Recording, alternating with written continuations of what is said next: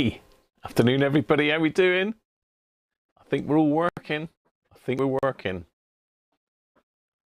Whew, wow, a lot in already. So you may have noticed that I've set the stream today to subscribers only. That doesn't mean to say that if you're not a subscriber you can't watch it. It just means if you're not a subscriber you can't take part in the live chat, that's all. And hopefully, touch wood, that'll stop all these crazy like, I don't know, weird sex stuff that we had coming through the last couple of weeks. That should hopefully stop that. So if you're not a subscriber, then hit the button and join us in chat, because I'm sure we'll all love to have a chat with you all. So yeah, that's the reason for that. And if that doesn't work out for you, let me know in the comments, and I can always change it back. I've also been talking to Rich up in Bristol, or Rich Bristol, about his text to voice program. That looks interesting. So it's going to take me a little while to get my head around it, and I've got a couple more videos to watch on it. But I think that might be quite good, because if you want to get my attention, you'll be able to put !say, and it'll actually speak. It'll actually speak your comment to me. So yeah, it does look quite interesting. So that's something maybe that I'll touch base with Rich this week, and maybe we'll sort that out. So we've got a few people to say hello to. There was a few in actually earlier, but Max appeared on the top at the moment. So good morning to you, Mac. Or afternoon it is now, I think. Anthony Carter's in. Afternoon, Anthony. Wenlock's in. What evening, Wenlock? Morning to Bruno, and welcome from Chile, mate. Rob Cross is in. Hi, Rob. Derek Taffman, thanks very much for the super chat there, or the super sticker, actually. Super sticker, Derek. Incredible. Excellent. Rob Cross is in. Hi, Rob. And thanks, Rob, for the super chat. Thank you very much. Timothy Cahn's in. Hi, Timothy. Hi, Rob Titheridge. Colin Parnell. Hi, Colin. Multi's in. Hi, Multi. How you doing, mate? Benji's in. And Barry. Hi, Barry. Stream Elements is still working, so maybe it's because he's sort of set up as a moderator. And if you don't know what Stream Elements is, it's like a virtual moderator that I've set up myself. It's not a bot or one of these spammy blimmin' things. It's something I've set up. It just gives me an idea of subscribers and numbers, and it also allows you to make a donation if you want to. Radio Jed, hi Jed. Andy Beck's in. Hi Andy. Yeah, I did Andy's amplifier a couple of weeks ago, didn't I? And he has posted a couple videos of that working, so it does sound awesome. Hi Les. And George, COVID King. You haven't got it, George, have you? Tell me you haven't got COVID. Mrs. Cruncher's had it, but I've, touch wood, managed to escape it so far. So can you remember last week where a mate of mine's son has got one of these remote controlled diggers, and can you remember last week that I fixed the switch on it? And I did say I'd try and get some video footage of it working. So does anybody want to see that? Because he sent me a couple videos. I did ask him if it was actually his lad operating it. I think it was, but he hasn't responded. But I think it's his lad operating this, and it looks an absolutely awesome bit of kit. So if anyone wants to see that, then let me know and we'll pop it on. You caught it at download. You've still got it, George, have you? Is it me, or do I look a bit light? Do I look a bit pale? I've been messing with the camera settings today, but it's nice and sharp, I suppose. You'd like to see it, Anthony? I've got a couple little videos here. They're a couple minutes long each, but I have downloaded them into the stream. So so I think you'll be very impressed with this. I was impressed when I seen this. I still haven't seen it working, but I've now got the videos. So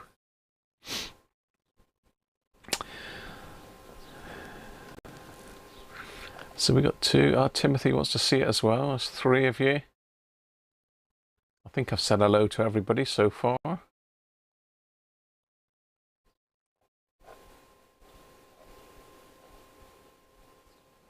Oh, sorry to hear that, George. You take it easy, mate. Get Mrs. Christophe to wait on your hand and foot, mate. I know when Mrs. Cruncher had it, I had to leave the food outside her door. We kept apart, so hopefully, your good lady is keeping safe there, George. Theo, no worries. How you doing, Theo? Right, let's play one of these videos then. So here's the first one. I'll mute myself and shut up a minute. Go on, take her away.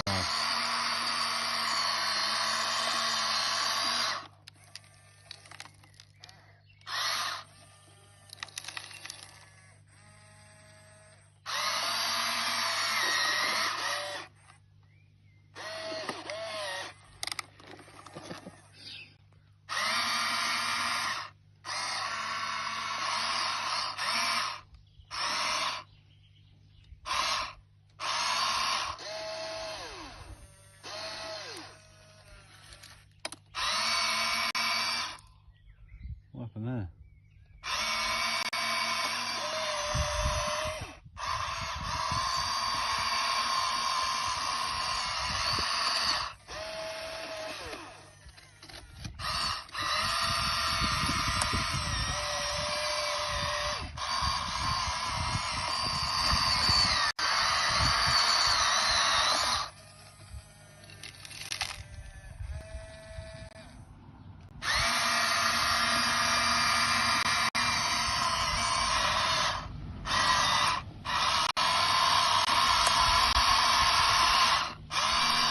I don't know how well the audio are mixed, but can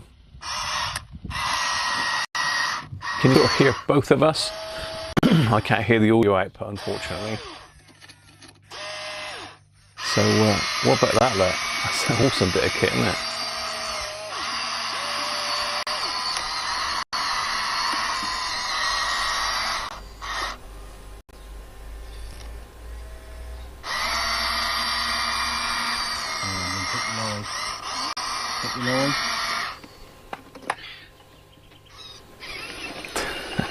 That's a great bit. And look, even the lorry works remote control as well. Is that off of the same remote? It tips as well. That's a mental bit of kit, isn't it? Look at that.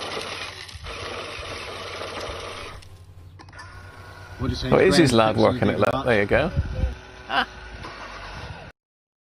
Ah, very clever. Let's have a look at the other one then.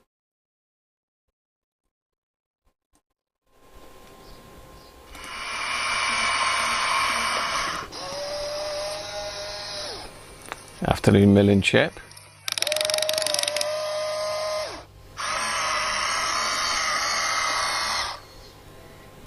That is mental, isn't it? I'd like one of those. I have Video LAN as well. How are you?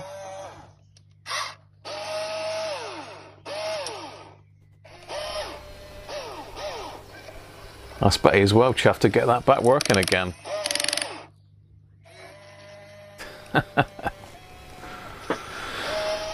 It's surprising the stuff that I get in here to fix, isn't it?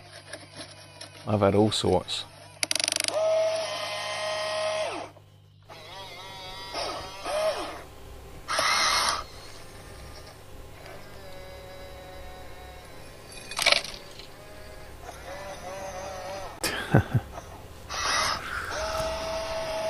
I say this was just sent over on WhatsApp this morning, so I'll have to watch it back to see what it looks like.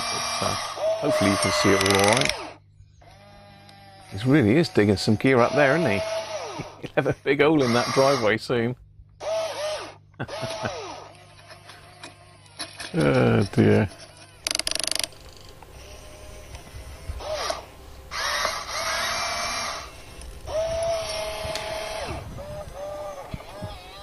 That's a bit of fun, that is. It looks quite big as well, doesn't it? It's difficult to sort of grasp the scale of it, but it does look quite large.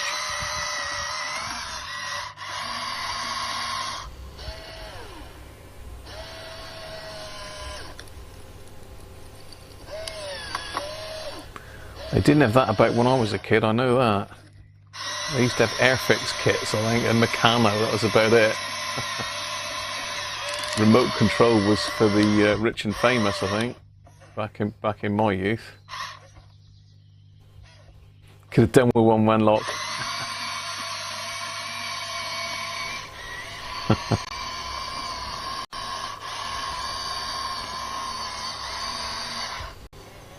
It's quite good that you can operate the lorry as well. I don't know if it's all done from the same control or whether there's a separate one for the lorry. I think it's all done from the same control by the looks of it. I bet it does take a bit of getting used to, Derek. There he goes. Off to dump. Brilliant. Yeah, Tonka toys. Yeah, I remember the Tonka toys. Well, there you are. That's bit of fun, wasn't it? That's a bit of fun.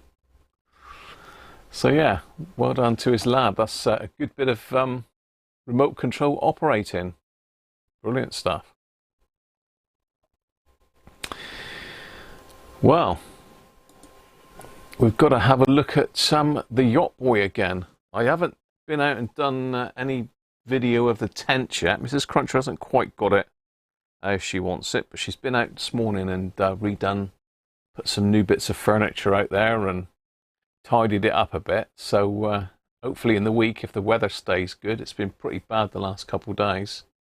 If the weather stays good, I'll get out and do some video footage of it for you so you can have a look.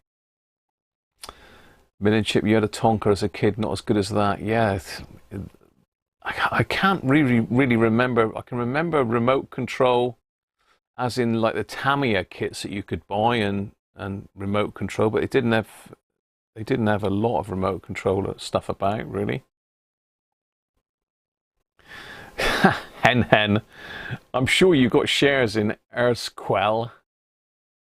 I keep saying I must look some up, but I have got some Father's Day beer that was bought for me by the doggies today. So Coco and Maddie have given me a card and they've got me some beer for Father's Day. So happy Father's Day to my father and to all your fathers. And to you if you're a father. Happy Father's Day to all fathers. Afternoon, Peter. CB Funk. How are you?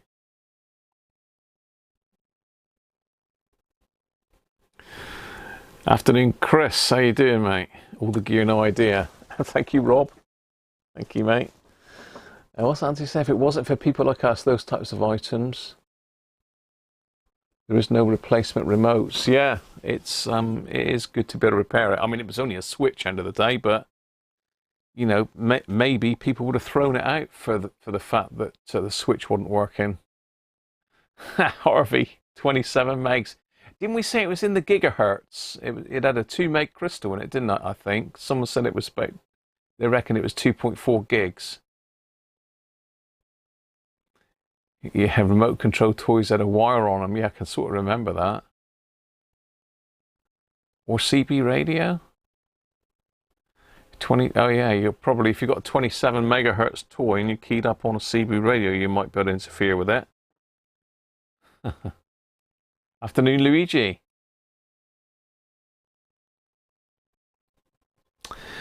So yeah, this is the item in question. Now, Les popped over yesterday, so we had a play with it. I haven't done anything more really as such, although I did put the caps. If you remember, I pulled three of the caps out of this. These 1,000 microfarads. So I pulled those three out of it because I thought that might have been causing the sort of weird motorboating noise. So all I've done, well, I've done a couple of things actually, because I've had a mess about with the LED in it. Well, it wasn't an LED, it's supposed to be a bulb, but the bulb was non-existent because it had blown and Les changed it for one out of a video video controller, something like that. Afternoon, Gavin. More useful than 934, yeah. 934 is actually outlawed now. You can't use 934. So if you bought a set back in the day for a lot of money, because they weren't cheap, the 934 sets, if you bought one of those, then you're out of luck, really. So you'll see, I think you should be able to see 3 new capacitors in there. Just about. Oh, it's blowing it out with this front grill there, really. So yeah, you can see there's 3 caps. So I put 3 more 1000 microfarad caps in there. But I did find 2 more. And there's another one up the top here. So I've got 3 caps to do, because there's 2 over here. Let me get you in a bit closer a minute, because you can't see what's going on, can you?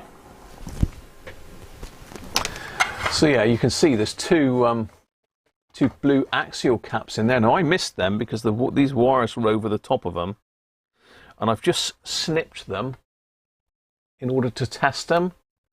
And they're testing the 6.8. They're testing around about 10 microfarads, but the ESR is quite high on them. So both of those have got high ESR. They're both 6.8 and they're both measuring around 10.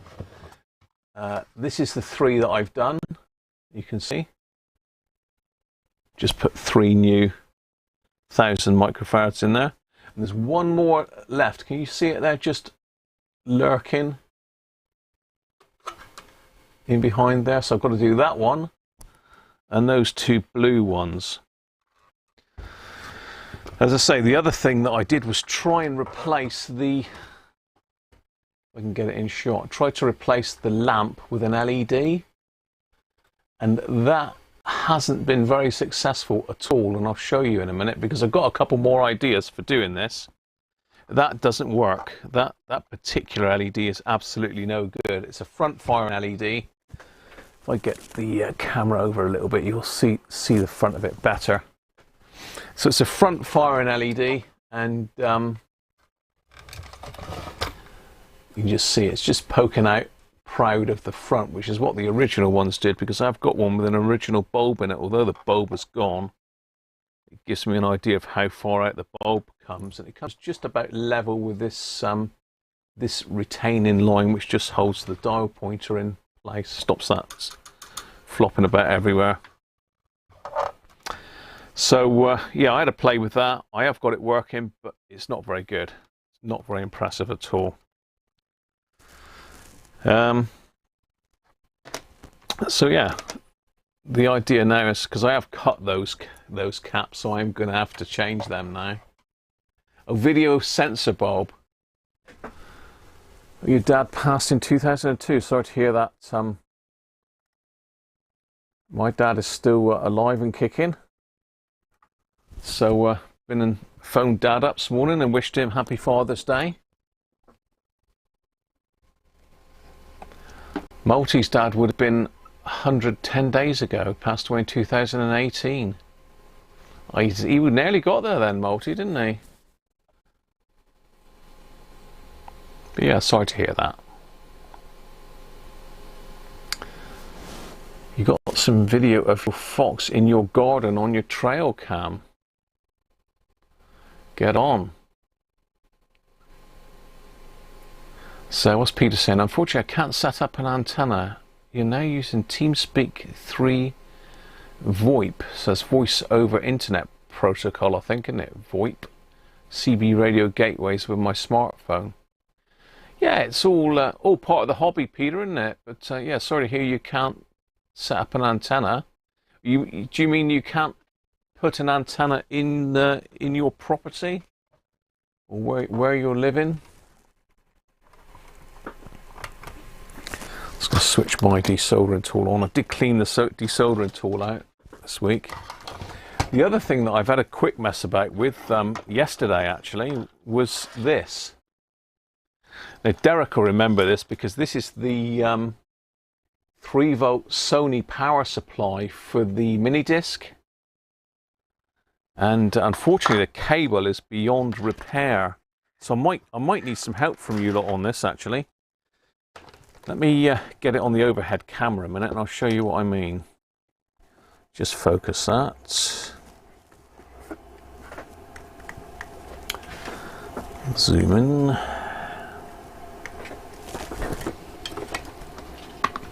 Just while it's warming up, so you can see the cable is absolutely had it here. Now every time you bend it, it breaks. So the actual rubber has perished. And again up here, you can see that it's all perished. So I mean, I was thinking of stripping it and putting heat shrink sleeving on it, but it ain't great.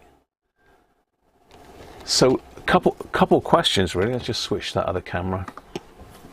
Couple questions really. Firstly, where do you get this wire? Because to me this looks like speaker wire. It's black. Let's just quickly measure it again. Yeah, Mick McGinn, how are you?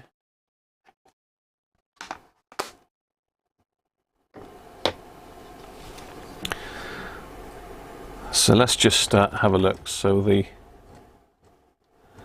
it's about, well, that's upside down, and let's just turn that around the other way a minute. So that's throwing pliers everywhere. So it's about 1.75. The external diameter, around about 1.75, 1.7 maybe. If I squeeze it hard, I can get it down to 1.5. Yeah, it's about 1.65, and across the two sections it's going to be double that, isn't it? It's about 3.5 across both sections. So that's one thing. Where do I buy this twin, sort of, what you call it, sort of shotgun cable, don't you? Because it's joined. And the other thing is, I'm going to need a strain relief, because this is actually molded onto the, where am I? This is molded onto the wire. I can't get it off. So they must heat weld that onto the wire. So I need a new strain relief, and I need some cable. I have got a replacement plug. So that is the correct size plug. So I've got a replacement plug. I just need the wire and a strain relief. Now the hole for the strain relief, you can see it's a square cutout.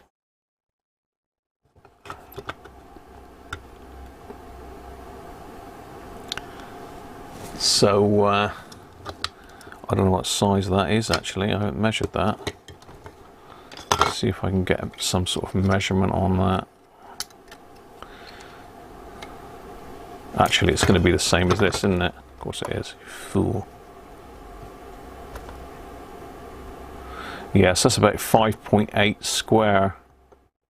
It's about 5.8 square.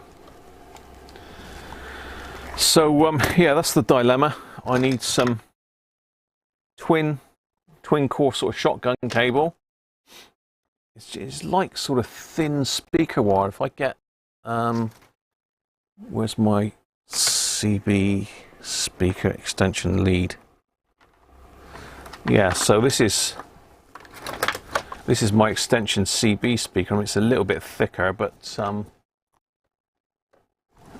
it's that sort of size really. It's not far off actually. Yeah, it's about the same size as that. So I mean, it's not got to carry a lot of current. This is only 300 milliamps, is it? Or 500 milliamps. So it's half an amp. It's half an amp, so I mean, get the glare off of it. There we go. So it's 3 volts at half an amp. I mean, it's a switch mode supply. You can see all the switch mode nastiness inside. I've got an SW100 in here to repair. I was thinking about using this supply on it, but I think it's going to be way too noisy. but for a mini disc, I'm sure it's perfect. And I would like it for the mini disc, really. So I am looking to try and repair this. I mean, all I've done, I've cut it apart with the razor saw.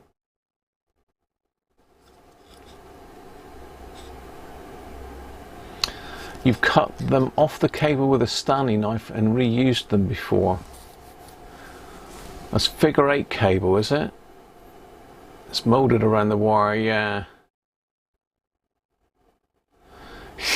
What's George on about?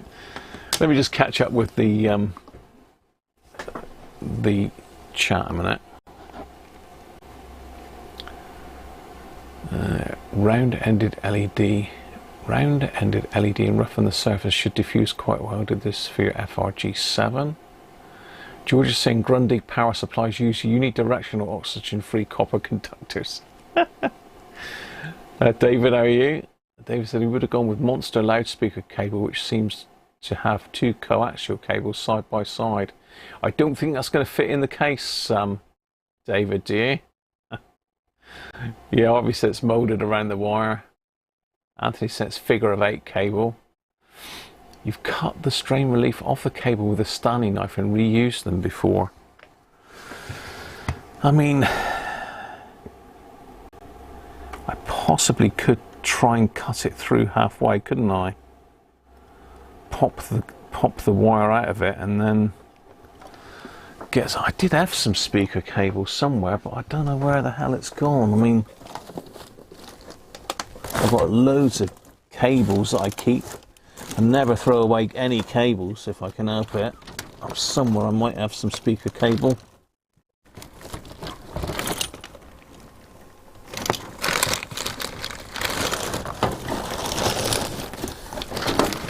Some sort of cable, what's that off of? Yeah, lots of power supplies with that type of cable on it. It's me yanking power supply cables. Yeah, I must say that's I just didn't know whether there was a place that I could actually get this this stuff. That was all. Because say it's just perished with age. That's all. I don't know whether they didn't use the right thing in it. I'm not sure.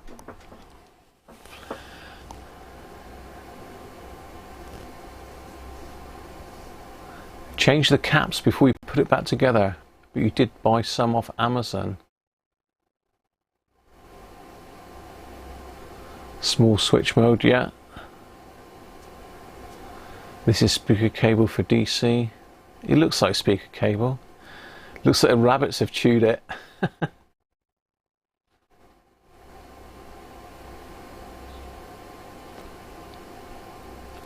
Million Chips saying that he's had the same problem, poor quality on the PSUs.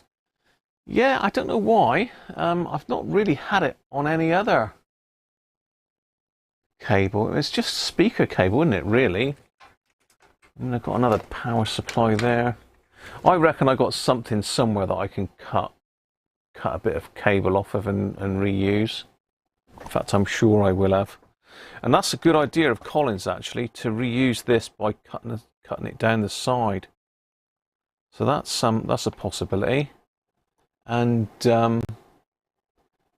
Anthony was saying about changing the caps in this. I mean, there's not a lot of caps in it. There's only 3 in there. This one's a 400 volts at 10 microfarads. Now, do they have to be specific? I think, don't they have to be specific caps for a switch mode supply? Because of the fast switching speeds, the cap needs to be able to cope with the fast switching. Am I right in saying that? I'm pretty sure the capacitors have got to be switch mode power supply compatible. So this one's a Rubicon PX. And these look like SME or something like that. Non-branded, those two. They're both rated at 105. KMG, is that the brand or the... No, that's just the type. The one's KY. KY and KMG. But yeah, I don't know whether you've got to have specific capacitors for switch mode supplies. I know they're a bit funny. Yes, AD, I did. I've got a well spotted. I did cut through that one with the razor saw. So I've just got to solder that back together and put a bit of heat shrink on that. That's hopefully easy enough to do, or maybe a bit of silicone sleeve on it maybe. So yeah, when I cut through the razor saw, I just went a little bit deep and nicked that wire off. That's the transformer. I think that's I don't profess to know anything about switch mode supplies. I have done a bit of reading up on them in the past and watched some videos. Especially Mr. Carlson's lab did a great video on switch modes, but they still elude me. They still elude me. I've had a couple switch mode chargers here to repair and I haven't been able to. But yeah, the wire's in a very bad state. But it's, you know, it's a Sony power supply. Sony did sort of make good quality kit, so should be easy enough to rewire that. And thanks for the tips. But this cable though, figure of 8, nasty stuff. Anyway, as per usual, we're digressing, aren't we? So we've got to crack on and get these caps done in the ode. In the old Grundig, because Mrs. Cruncher, well, we've got a radio out there. We've got the Roberts R606 MB out there at the moment, but it's not a great sound at low volume, and these sound awesome. So that's the way. Low ESR on the output capacitor. Get rid of all the Sony cable and put in new cable. Yeah, that's the idea, milling chip.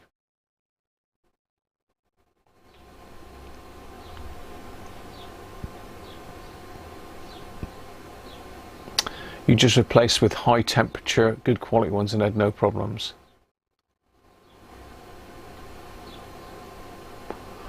Cool dude Clem built one from scratch on. Did he really? They work at around 25 kilohertz, the oscillator.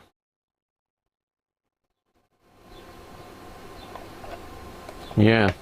So I have noticed, like when I've been buying capacitors and looked at the specs of them, some of them do actually state that they're for switch mode power supplies. So I don't know. I don't know. Right, I need to get some Father's Day beer underway, don't I? So we've got the old Radiocruncher beer mug.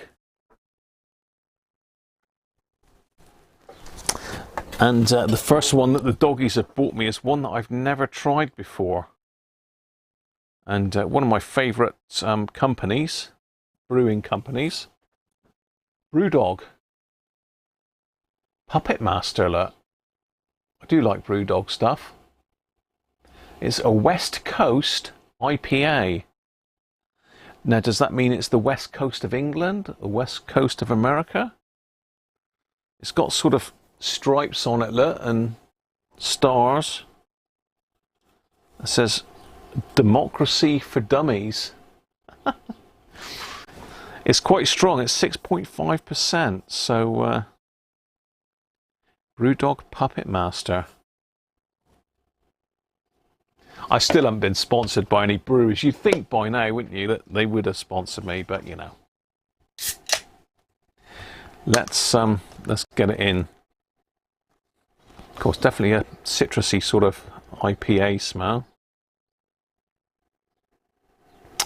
IPA always smells a little bit citrusy, doesn't it? Oh, it's a West Coast USA style IPA with US hops. We'll have a look at the back in a minute, see what it says. Or have you just looked it up, Multi?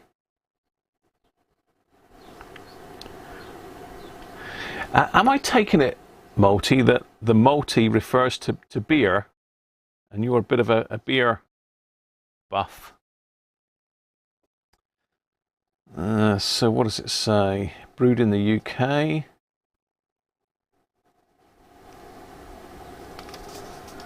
Yeah, it doesn't say anything on the tin about just got water, malted barley, hops, yeast, and that's it.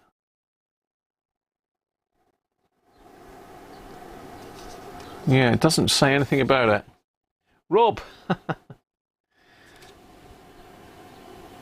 Should have my delivery. Rob's very kindly got me a weather station, so when that arrives, we'll be doing an episode on that.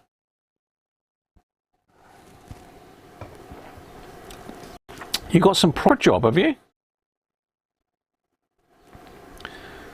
Well, I might be able to get close to you with that. I might be able to get close to you, Timothy, for that, because I've got some proper black. So it's not proper job, it's proper black IPA. But proper job is very nice, so. And they did another one as well, didn't they? Was it Big Job or something, wasn't it? I can't remember what it's called now, but it's even stronger. Anyway, cheers everybody.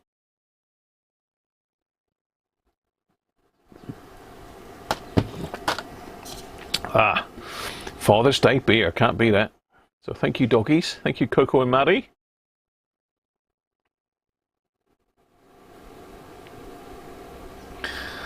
See if I can get it all in there without it overflowing. Thank you very much, Rob.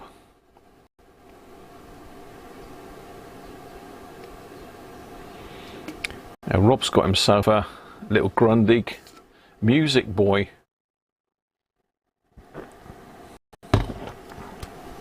Which he's repairing at the moment. And funnily enough, the Music Boy, I didn't know this until I downloaded the schematic for Rob. The Music Boy uses the same output pair as this. In fact, it's very, very similar, very, very similar circuit board to this. There's very little difference between them. So that Music Boy should sound very good, Rob, when it's up and running. Yeah, they're not great shortwave sets. They're not really meant for shortwave, I don't think. The shortwaves are always a little bit of a compromise on these type of sets. It's very narrow bandwidth on the thing, you know, to try and tune a channel in. You've got to really fuss about with it. There's no fine tune on it or anything like that. And no BFO, so not a great shortwave set, but it's got shortwave on it if you want to have something different to listen to. Right, we need to get these caps out. And thankfully for us, Grundig marked which side is positive and which is negative, I think. Yeah, they have, okay. So I'm going to get these two out and swap them out. So these are 6.8. Looks like 40 volts by the looks of it.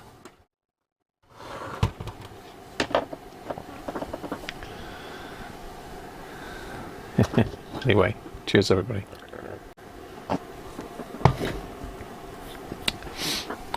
Right, 6.8. Some look at excuse me. So look at my axial caps because they are axials in there.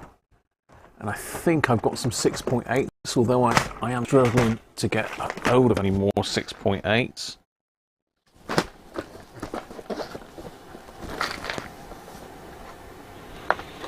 Ah, yeah, I've only got one left. Ah, right. I've only got one 6.8 microfarad cap left in my stash.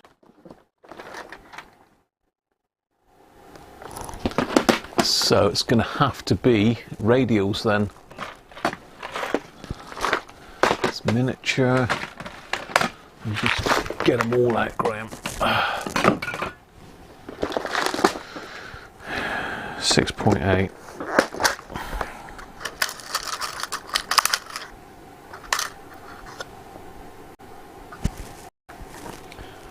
So we're going to have to use radials. I haven't got any 6.8 axials left. Well, I've got one left, which is a bit weak, isn't it? A bit feeble.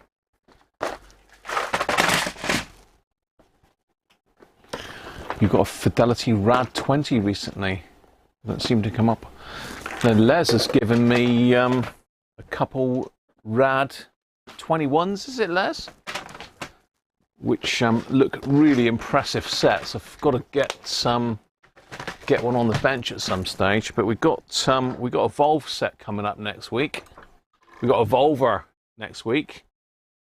I've had a Volve set in for a customer. I'd said I don't normally repair Volve sets for customers because of all the safety rubbish and all that. It's not something I normally do, but he said it's working. He just wants to make it a bit safer and sort of future-proof it. So he wants a recap and maybe a new cable, that sort of thing, but I don't normally do.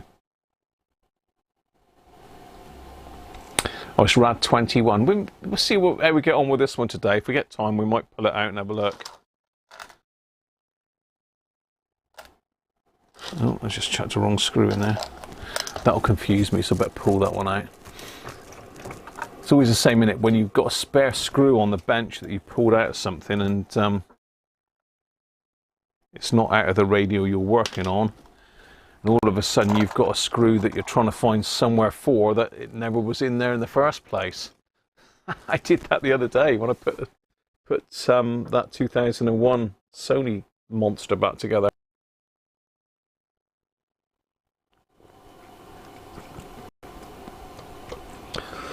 So what we're saying, Rad 20 is just a Rad 12 in a crappy plastic case. The Rad 18, I think it is the other one I got. I think that's a very nice radio.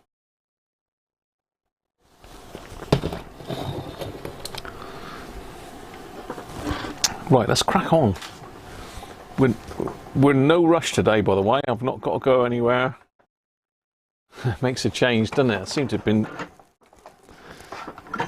been everything happening recently. What with me being ill and oh dear.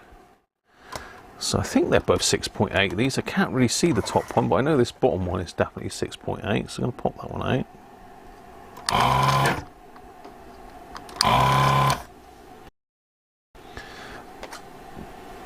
Where's the other one? Looks like it's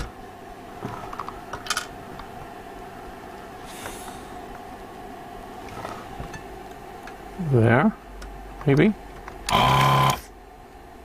It could be there. I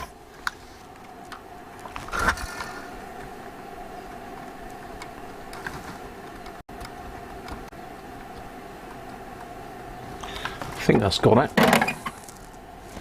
See if that's a 6.8 as well.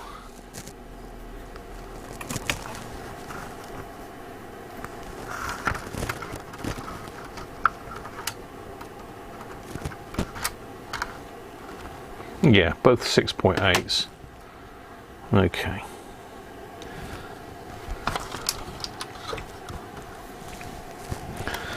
So get you in a bit closer.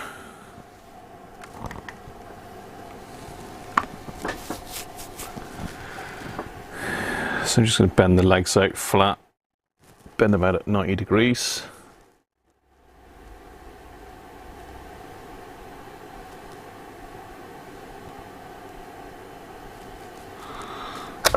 I'm up on the board.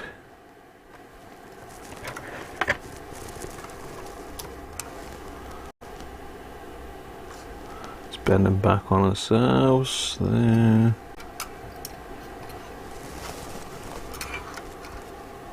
Hopefully they won't foul the speaker. That's the only thing.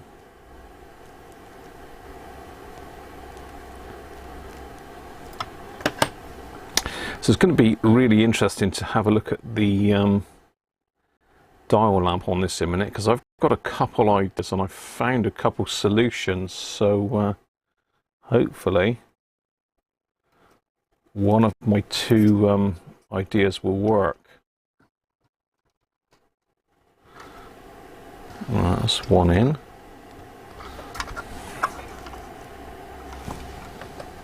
Can you see that? Yeah, you can sort of see that just.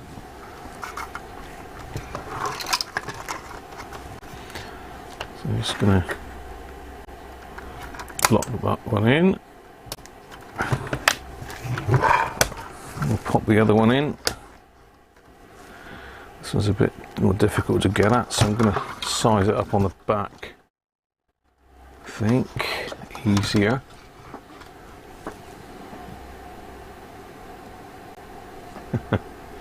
Lekker beer. Gotta have a bit of beer, haven't you? Gotta have a bit of a beer on Sunday.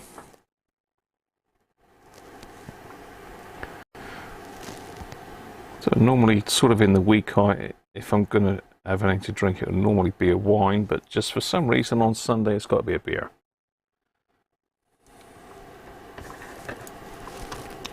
So I'm just going to gauge this one up again. Bend the legs. That one. And that one. Should fit now. Yeah. Let's pop them in the other side. Now I did see, I don't know if you remember John from John's 3D print workshop. He used to do a lot of restorations, and he used to put a bit of silicone on them as well, which is real belt and braces job, isn't it? But I don't normally bother with that unless it's likely to short out on something. Then I will, but now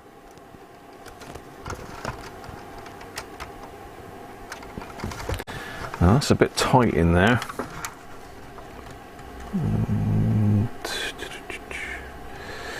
Yeah, it's a bit close to that. I think he's okay though. Yeah, he'll be okay. You just lock that one in as well.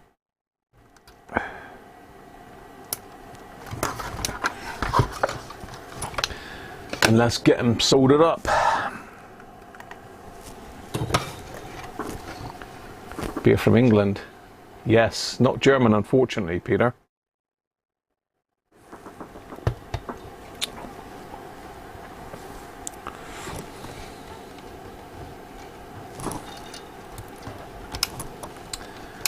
Right, let's get these soldered up. Let's turn the soldering on would help. I say, I've had a bit of a manic week repairing. I've really excelled myself this week. I managed to get 3 radios done this week, which, considering the time that they take and the amount of head scratching that goes on, that's actually not too bad. I'll pop a little bit of flux on these just to help them take a bit easier.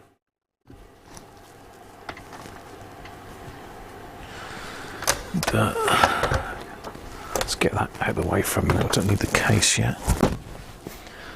I need room for my beer, you see. I ought to have my extractor going as well, so let's get the extractor involved.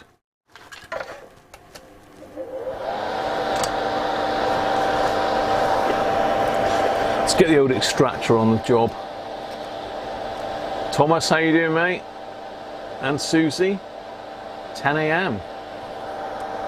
Yeah, Mrs. Cruncher, I don't know, she probably isn't watching. She's down watching Columbo, I think.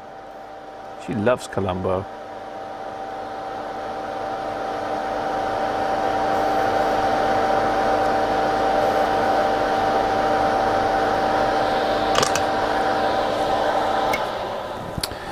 There we go, so just snip the legs off of those.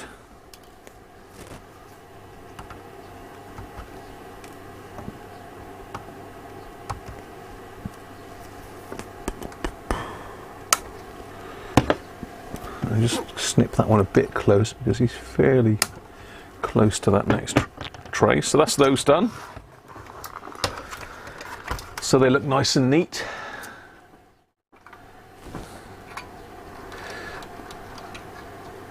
There and there. So one more to do, just this one in underneath here. It's just sort of out of shot. Just, can you see it? No, not really. So let me just eye that one up, see where it is. Let's pop you back on the main camera for a minute. So it looks like it's there.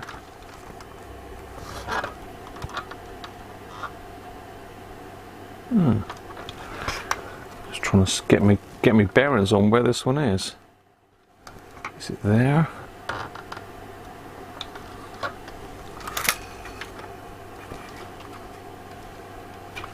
I think it might be. I don't know. I don't know is the answer. I don't know where that one is. Let's touch it and heat it up and see what gets hot.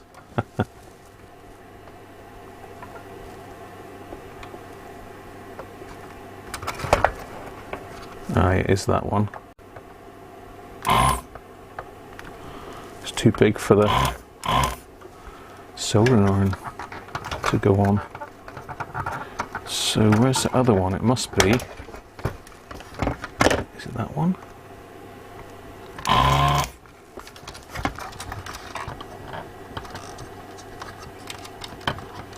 Oh, look at that. First time.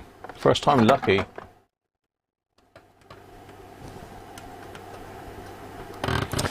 Yeah, Mrs. Cruncher's down watching Columbo. Right, so let's pull this one out.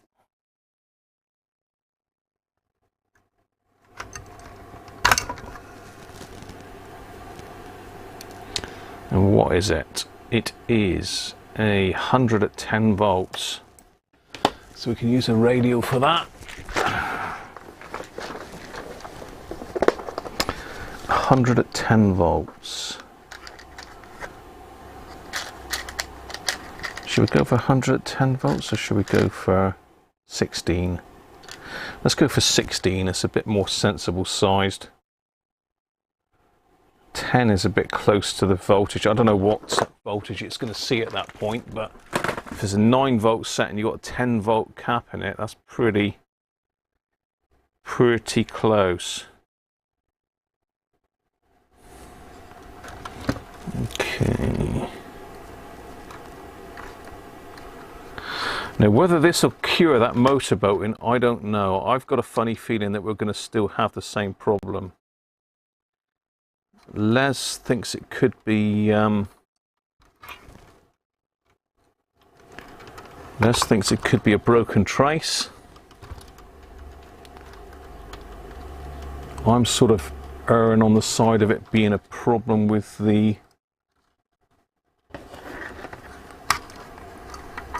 quiescent current setup, the actual setup of the amp.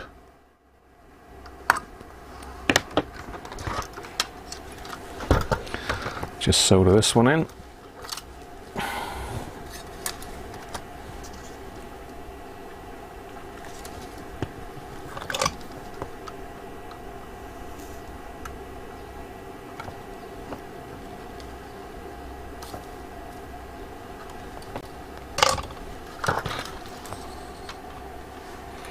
So we can like, yeah, okay, that's it, that's done.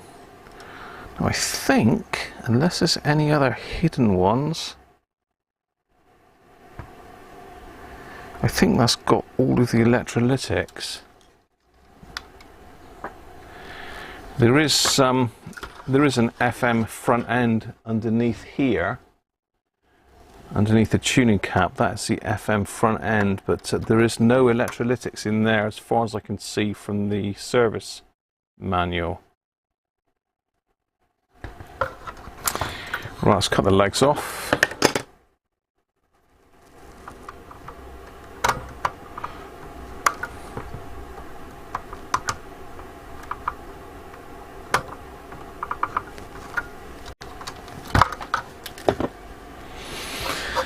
And let's have another bit of beer. Fat Tony! How you doing, Tony? Will it put in a walkie-talkie system for the tent that you can call her from the kitchen? I have thought about that, Thomas, because I've got a couple proper old retro CB handhelds. And I love these things. Mrs. Cruncher thinks they're a bit clunky, but me personally, What about that? Apparently one of the best handhelds ever made for CB. It's a realistic TRC 1005. And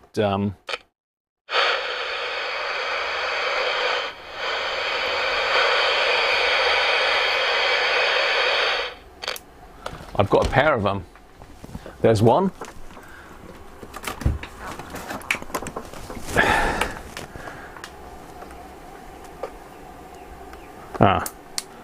Looks like I've left that one turned on. So there we are.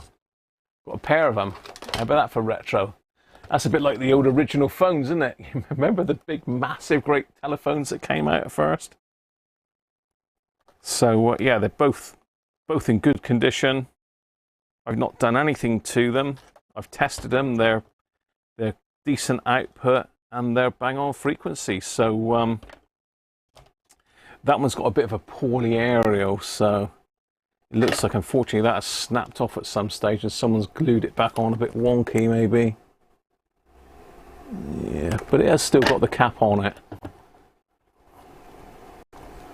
Yeah. Proper nice old radios, that, isn't it? Proper chunky old radio.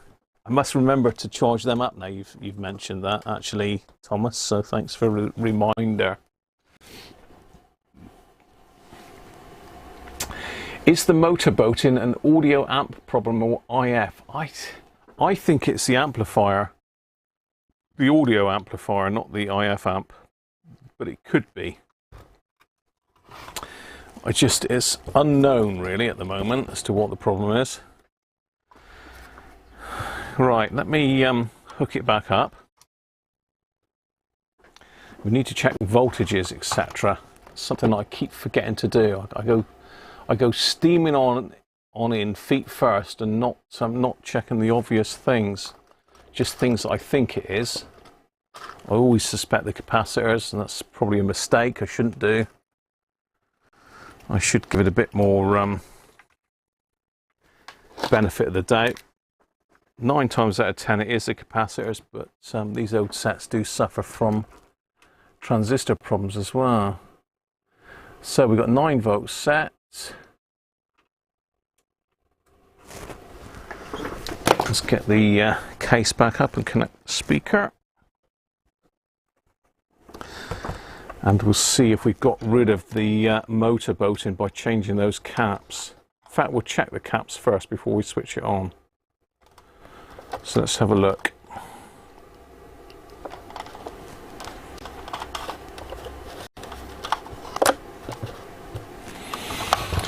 Let's have a look, see at these 3 caps that we've done today. We did test the thousands last week, didn't we? So cap bingo time. Let's do it. Let's go with the 6.8s first. Now, I did give you an idea what these were because I have tested these once. So anybody can remember what I said they were? 6.8 microfarads at 40 volts.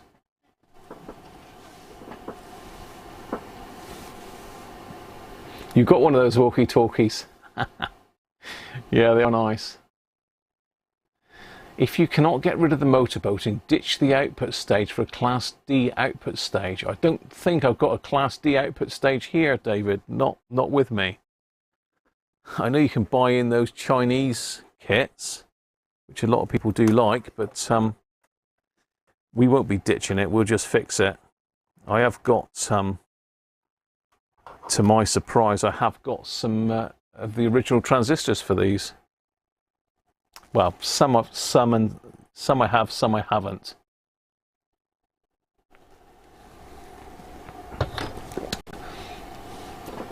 So 11.5, 10, 8.2, 8, 7.5, 8.6, 8.9.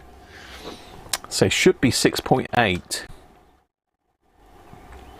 And the ESR should ideally be below 1. Although with the lower value caps they can rise a bit higher than that, but right, let's push the button. Are you all done? Carthor, welcome Carthor. Still going. Are you ready? I've got it on normal latency today, so you might notice that there's a bit of lag, but that enables the closed captions. So I think if you click on the closed captions, you can see the audio. It comes up as text on the page, and I think if I don't know if you're able to do the text from into different languages. I don't know. Right, Benji's there with 9, gone the same as Carther. Let's do it then.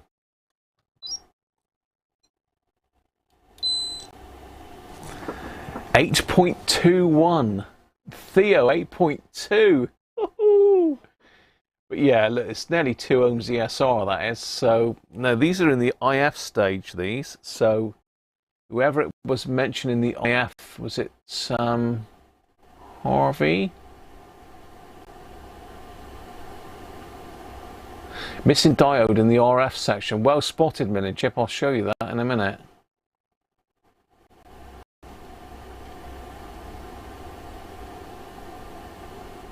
That was Harvey, wasn't it, saying it could be an audio amp problem or the IF. Well, these 6.8s are in the IF. Now, it's not gone that high, but the ESR is a little bit high, really. I'd expect it to be below 1 or about 1. So we've got another one then, exactly the same, 6.8, 40 volts. What do you think?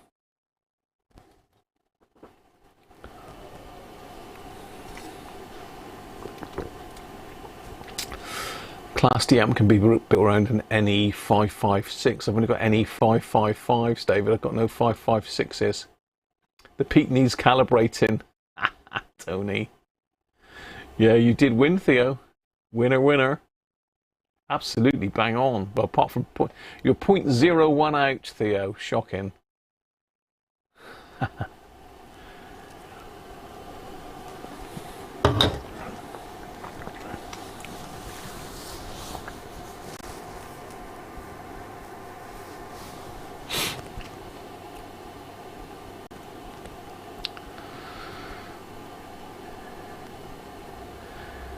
Derek Cooper, welcome.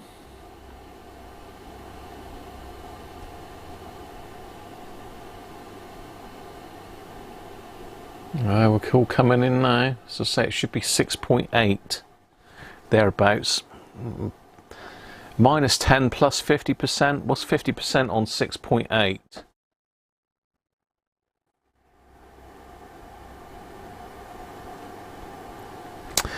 So let me do the maths on that then. 6.8 plus 50% equals. So up to 10.2 should be 50%. I mean, if you take it as 20%, which it would be nowadays, 8.16 would be its tolerance if it was 20% plus. Let's do it then. Okay, 8.4, 8.42, 1.79, so still quite high ESR. Who's closest to 8.4? Well, we've got Derek Cooper at 8.5, Multi 8.4. It's Multi. 8.5. Yeah, it's Multi. Daniel, how you doing, mate? Welcome. Yeah, so both of those high ESR and on the edge of their tolerance, really. So this is the last one. I haven't really tested this one. We tested this in circuit, but I can't remember what it measured last week now. This is 100 microfarads at 10 volts.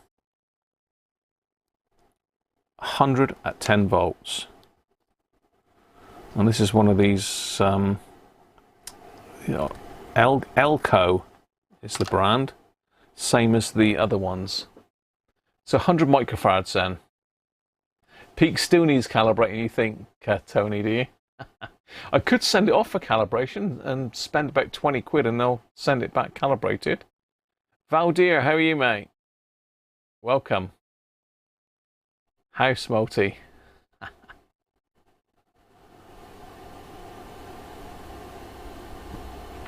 132.5 for Derek. 121, 21.126.1 towards getting it calibrated. Thanks, Tony. I need me brain calibrating first, Tony, I think.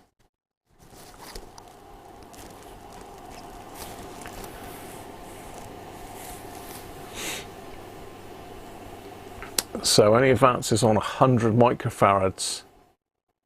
Thank you, Tony. 126. I've also got some questions about this tape now. Andrew Ausfer last week kindly popped in and helped out with the moderating and also letting me know how to get this apart. But he did mention that the tape, this foam tape, is critical to stop the thing buzzing. If they don't have it, Les said the same, without this tape it's going to buzz like mad. The thing is, I've looked everywhere for some really thin open cell foam tape. I can't find any. Les has suggested like draft proofing strips, which you can get open cell foam, but it's quite thick, so I'd need to cut it down. I just didn't know if anybody knew of a supply of this stuff, or even like flock tape or something like that. I don't know. Let's push the button on this then, while you're contemplating that.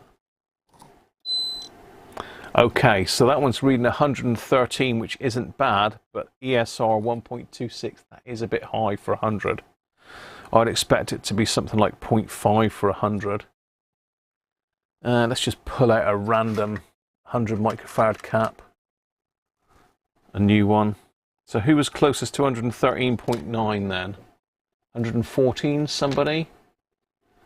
Well, you're all quite high, aren't you? So it's going to be the lowest one, which at the moment is Timothy, I think. 121. Still quite a way out. I think it's Timothy, isn't it? 121. So let's just pop a brand new one on and see what this is going to like tell me wrong here now, isn't it? Yeah, so 0.84. So you can see it's below 1. And that one's measuring spot on, actually. This is just a cheapy cap that I've picked up from a radio rally, I think. 100 microfarads at 100 volts. And that should probably be a lower ESR than that. Let's just pull another one. These are, as I say, just cheap caps that I picked up at a radio rally. This one's just 85 degrees. Le Cap. Good God. Yeah, that one ain't great. 1.31 for Le Cap. So quite high ESR for a brand new cap, really. Let's try one more. So if you've got a circuit that's critical for ESR, that needs a really low ESR, then you don't want to be putting a Le Cap in it. What's this one here? This is just another unbranded one. So again, below 1. They're all random. Obviously, Tony's right that I need my ESR meter calibrating, don't I? Anyway, cheers, everybody.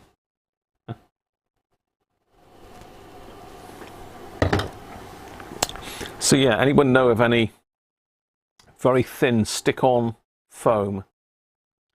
So when I say thin, I mean depth.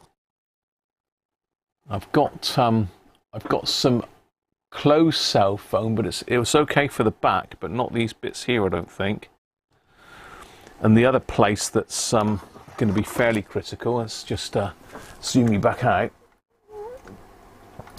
is on the case in here. So there's little pieces here that the back panel hooks onto. Now that wouldn't be very deep at all. I think the only solution is to get some insulation and slither it with a scalpel down to size, really. They may need to form when voltage is applied. Yeah, you're right, Tim. Probably with a bit of use, they might perform a bit better. Right, okay, so what do we think? Will she or won't she? Let me connect this up, because you'll notice my LED will come on when I do this. We probably won't because of the brightness of it. Pardon me, let me just make sure I've got this the right way round. So that's the positive.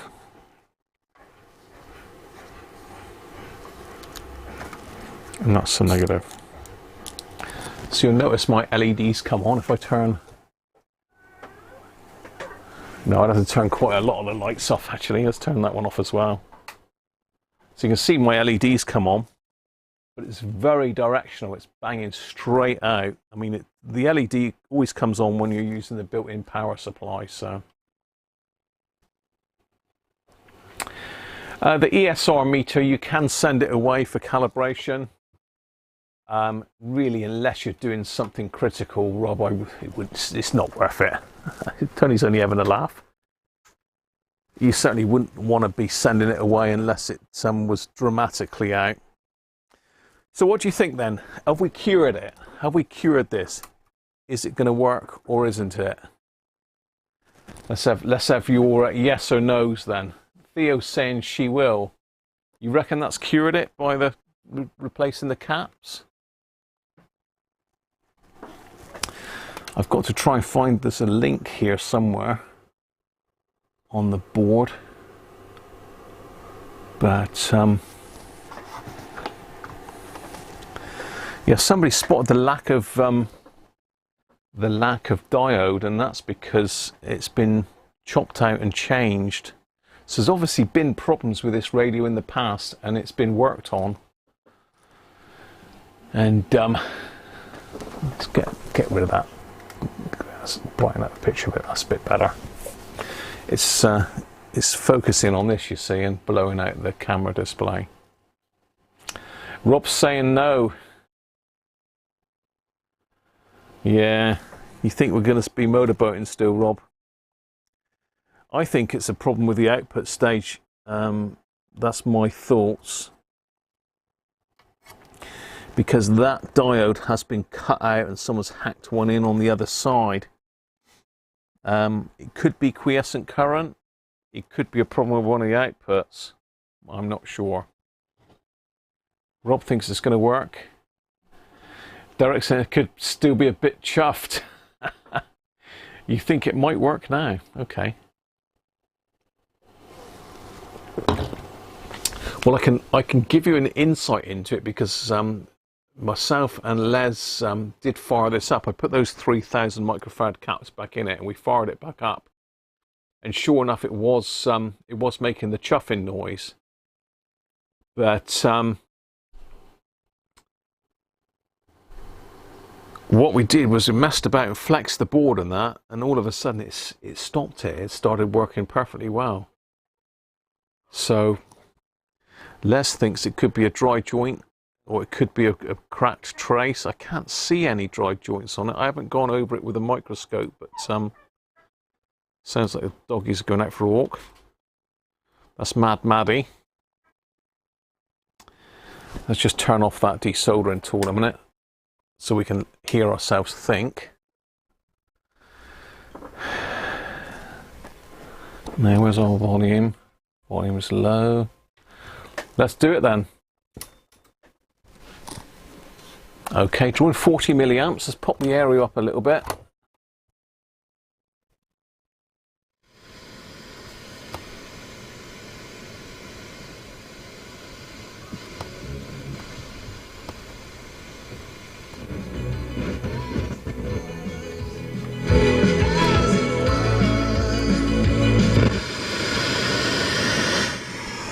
I think we've cracked it. He actually gave a beautiful tribute to his teacher this week. This is very much. We've got a very scratchy tuning cap.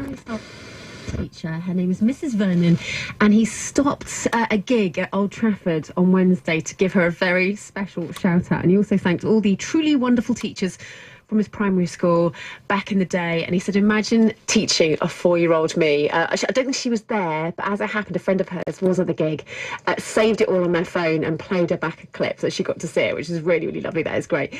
You are also sending me the tunes that your dad passed down to you over the years, or what? Oh, hang on. This day. Hello. He's dropped me an email. No. Caroline@bbc.co.uk. My dear old dad, who's no longer with us, loved his classic music and jazz. Did start. But in particular, for some reason, he really loved Crossroads by Cream. It would be really great to hear it. It could be. As it happened. It could be a problem with this tuning cap as well. I need to get that sorted.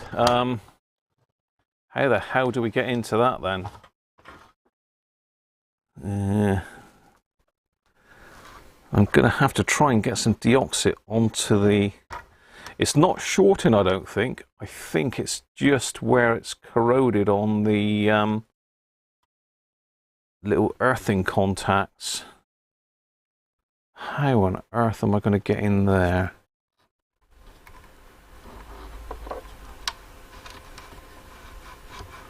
Yeah, I don't think it's shorting out. I think it's... Oh.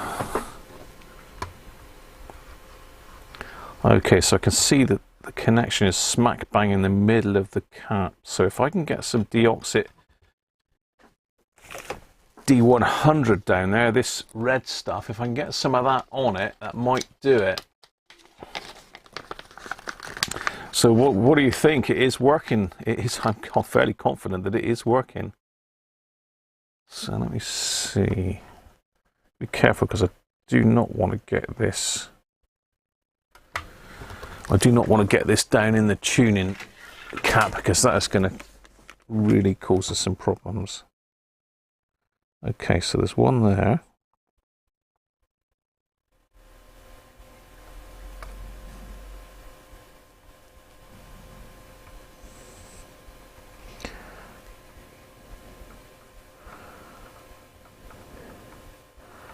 I think there's one there.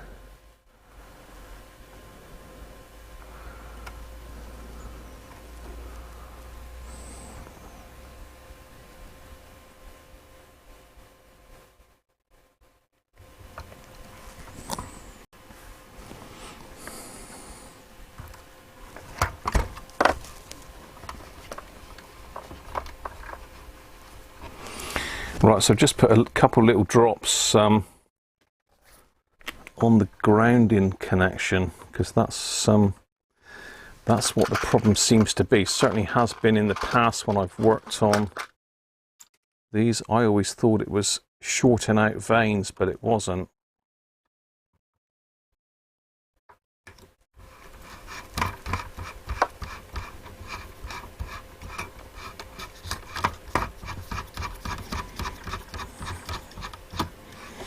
Basically, there's two little fingers that come up and touch the center stator, and if they get corroded, then you lose your ground.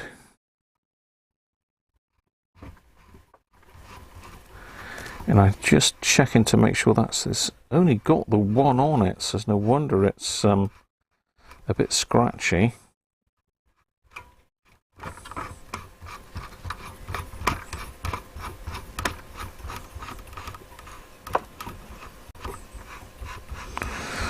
You know, I had one that I literally had to take the tuning cap apart to get at it and clean it up with some sandpaper. You might be lucky, this might have done it. Let's try it again. Well, it would up if it was plugged in.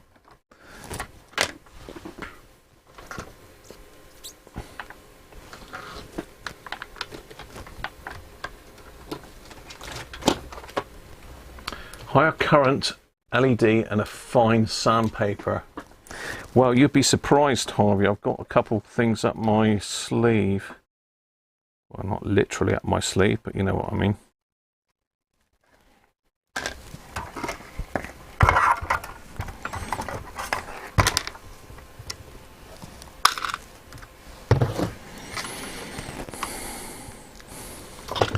Just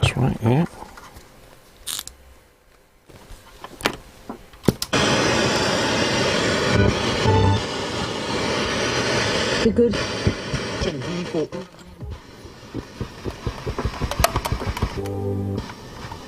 Sorted.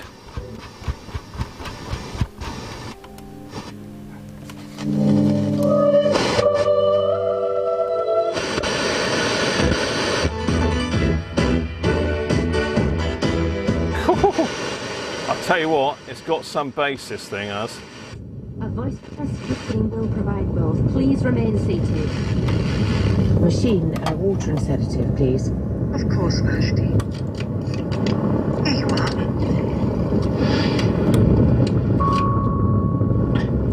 Welcome aboard Flight 478. Our journey time to the Northern Hemisphere is approximately 2 days and 4 hours. I don't like this. I don't like it. That man in the lift was going back down. He didn't want to. He was shouting something. Down into the earth, tier after tier, gallery after gallery. He was frightened. Below us is the coast of Sumatra. Kuno said something about the stars. I can't see anything. It's just space. Dear, oh dear. It really is intolerable. Can I help you? Your blind has come down. May I raise it so that you can enjoy the view? I don't Oh, want that the view. sounds I don't like the amazing. view. I wish to go to my cabin. Oh, of course. They are situated. I know. The chair, bed, washing facilities, refreshment and medication options are voice activated. I can manage, thank you.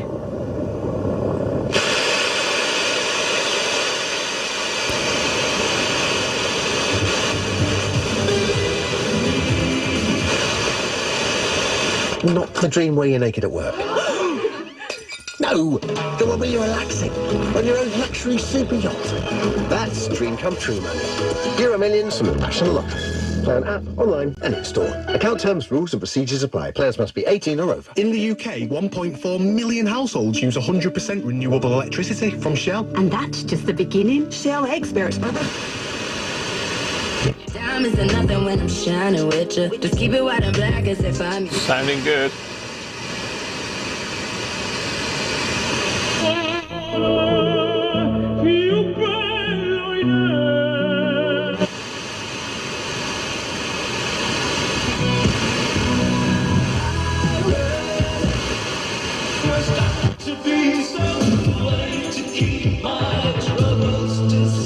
There's a hell of a lot of bass on this thing. That's dream come true, man. Euro Millions from the National Lottery. Play on app, online and in-store. Account terms, rules and procedures apply. Players must be 18 or over. Not my vase. Owning a pet isn't always easy, but with a Pets at Home Easy Repeat subscription.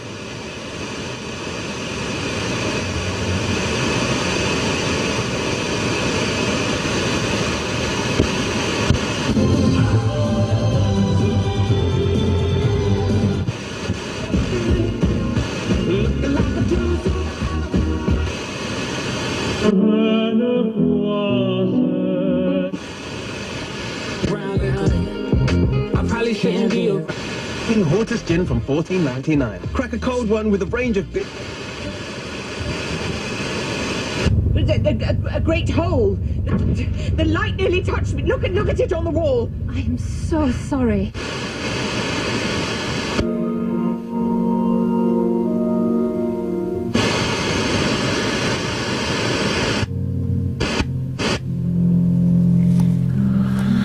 AFC, I think, is that one.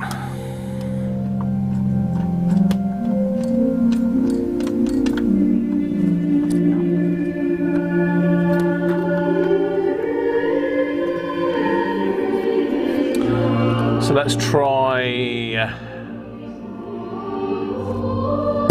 medium wave.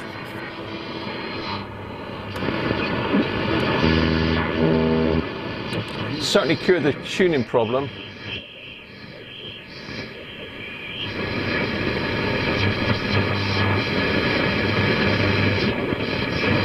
Some very thin draft excluder for window frames.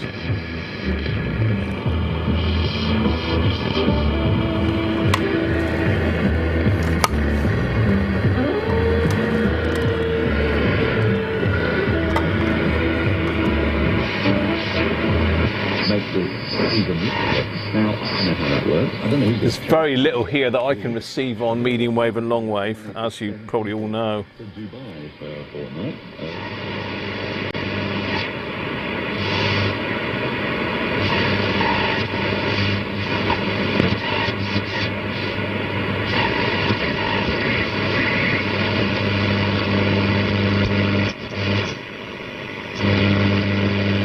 Just noise and interference. Right, let's try long wave.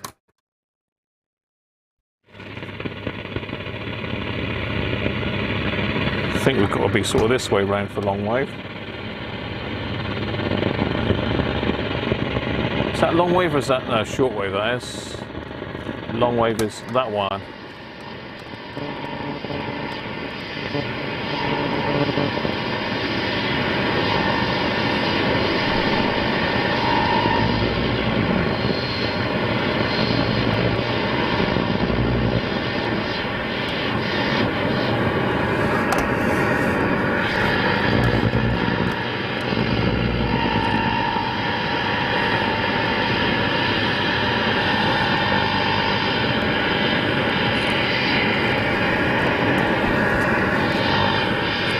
Trying to get long wave.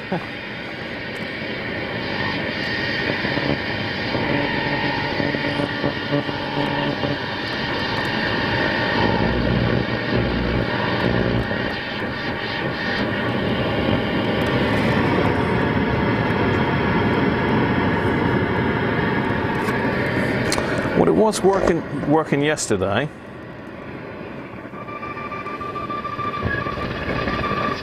Dragging Duff and her companions towards the sun.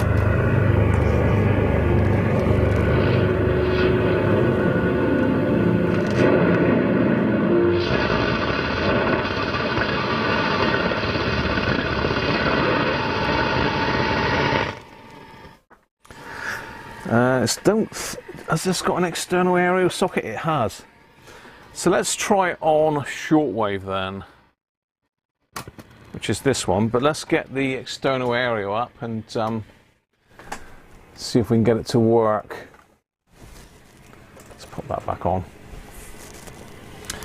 Anthony's asking, do you have to set the current for the amp on the radio? You do, Anthony, but only if you've changed the transistors, and it is actually factory sealed still, the pot on that, so I'm not going to touch it if it's working fine. I mean, it's drawing 40 milliamps now. I think flat out it's going to be about 7.5, I think. Whoa, no, it'll do a lot more than that.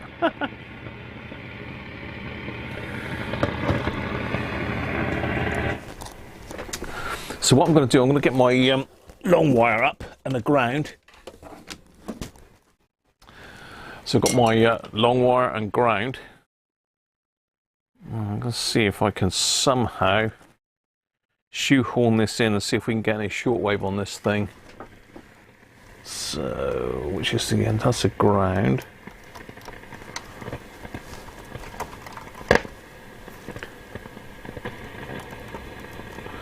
And that's the antenna we're in.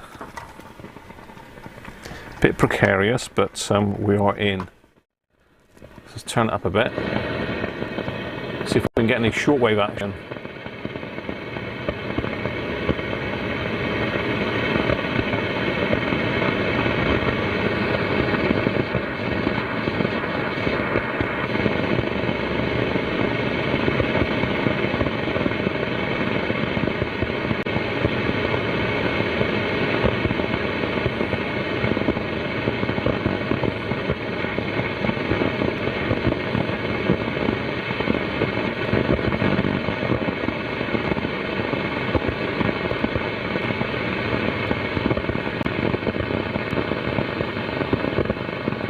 Absolutely nothing.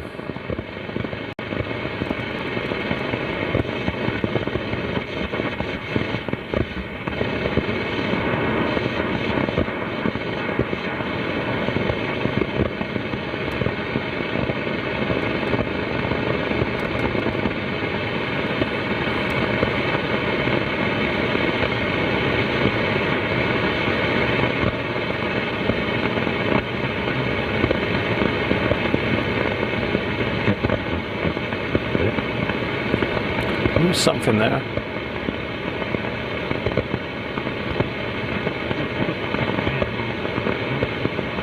That sounds like sideband.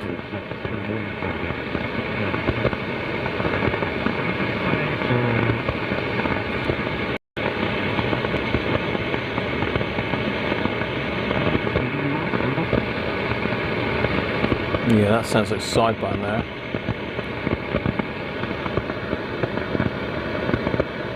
Yeah, we're up around 7 megs near the end. So that'd be 40 meters.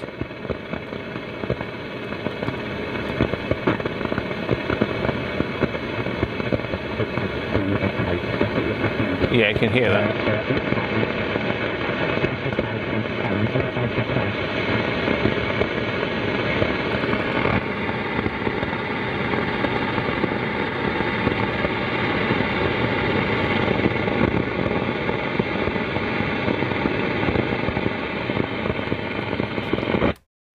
So yeah, not a lot on shortwave.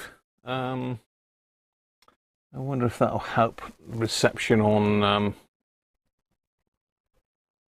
long wave. Let's try that.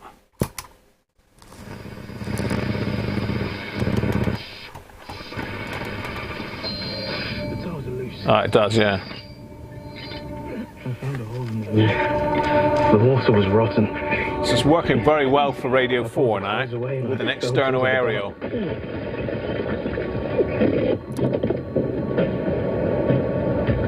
It's a good train track. There's a ladder.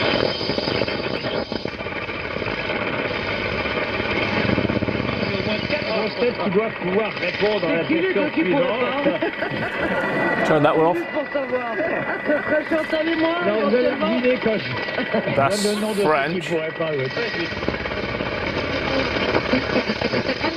Team of 2022. They've lost an Ulster final. They've lost a league final. RTE, there you go, Rob. They've lost a group decider here today.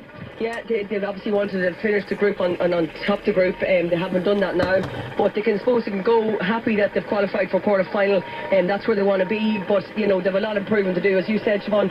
You know, we saw glimpses of what they can do in the league final against Meath. Pretty good on an external aerial, but nothing on shortwave. Shortwave is working, but so today we saw a second half. Let's try it on medium wave. Second half team.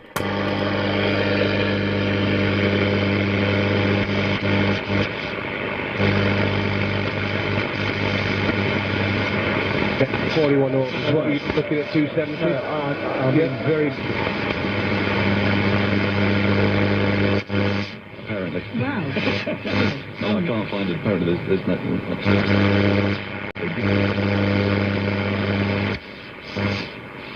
Talk about the test team as well as we go through the...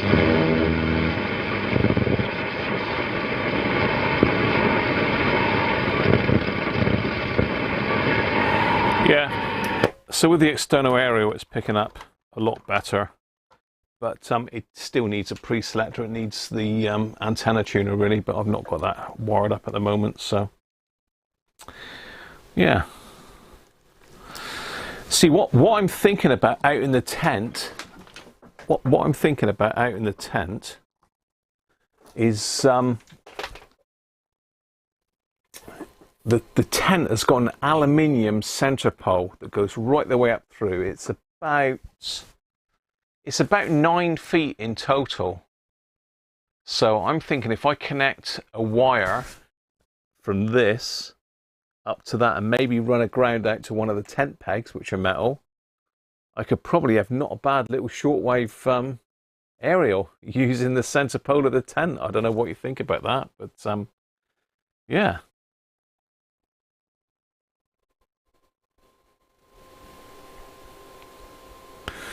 So David's saying a Class D amp can be generated from a 1 NE 555, 2 resistors and 1 capacitor. And what sort of output would you get from that, David?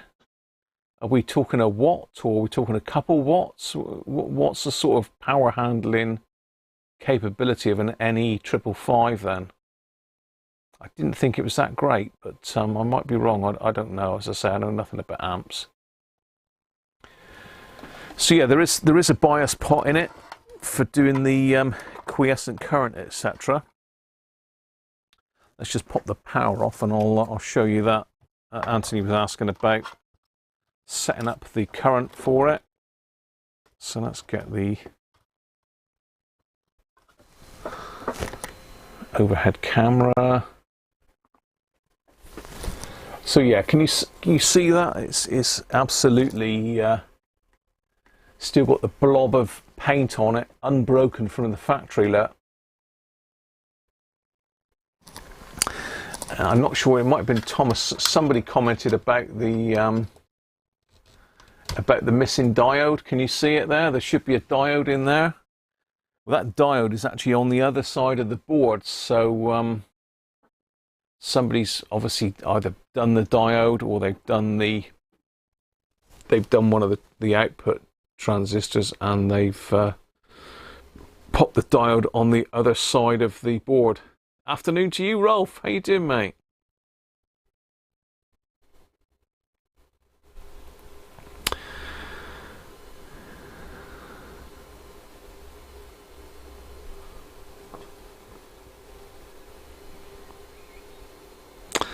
So David's saying about installing a 9-to-1 union inside your radio for proper matching to an antenna like long wires. I use this, David, actually. I use this for coupling. So it takes wires or coax. So I put my ground in my antenna into here. I can run wires out then to the radio, or I can run it out with coaxial. So that's the toy to use to match it. Works a treat.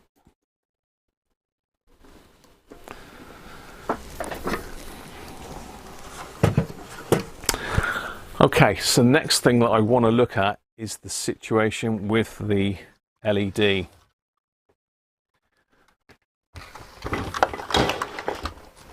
See if I can get this on the camera.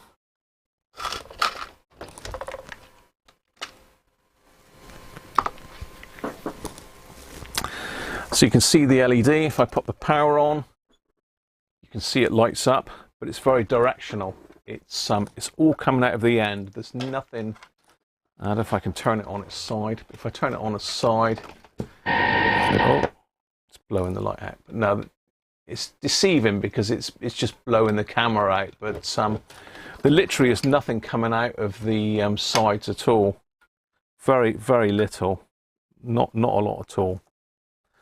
So and what I've done with this is I've actually replaced the resistor on the board. The original resistor is up in here, and it was a... Let me get the schematic up for you again. Let me get the schematic up for you. Have we decided what the what sort of audio output we can get from a 555, David?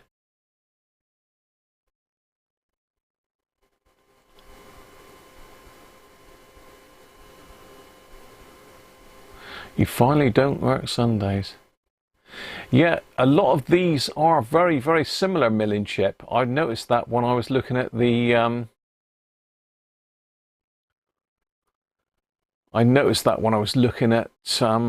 the Music Boy for Rob earlier. This uses exactly the same output stage. Very, very similar. David's saying LEDs require 1.5 volts, and most of them are 3 volts actually, David.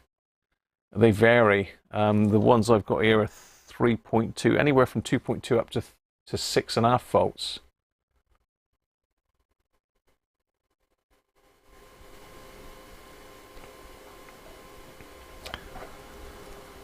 Right, now I was going to look at this. Did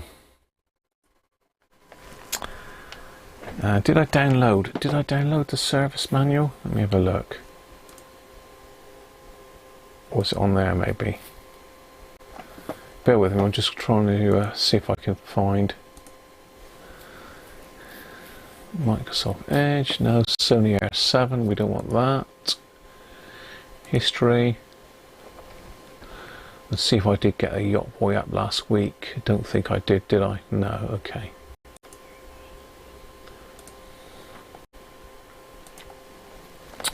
So it was Peter Viz, wasn't it? Yacht Boy manuals, here we go.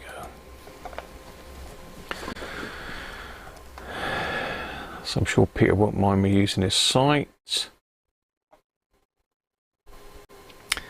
The only thing with this, I can't zoom in on it for some reason. Let me see if I can save image.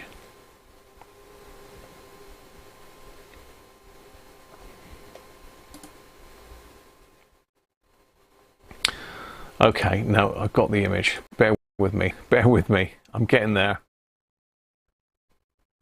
I've got some. I've got a couple options, so I'll get everything out in a minute, and we'll wire it all up and see what it all looks like. Just let me get this file out a minute. I'll get the circuit up. I'm going to go loo then and leave you to look at the circuit. So it should be in recents because it's the last one that I uploaded.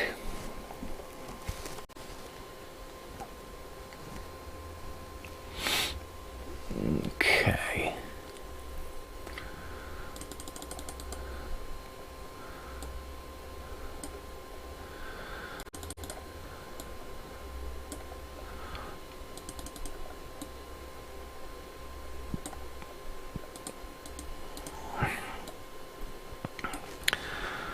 Right, what am I on here? That's taking me out. Picture in picture we don't want.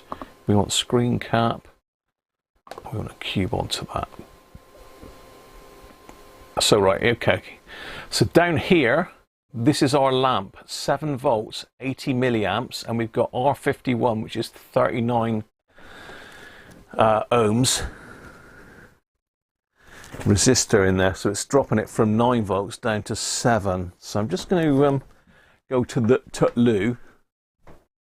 So I've changed that resistor for a 2K at the moment to dim that bulb right down because it was way too bright. It was blindingly bright. So just going to skip to loo and I'll be back.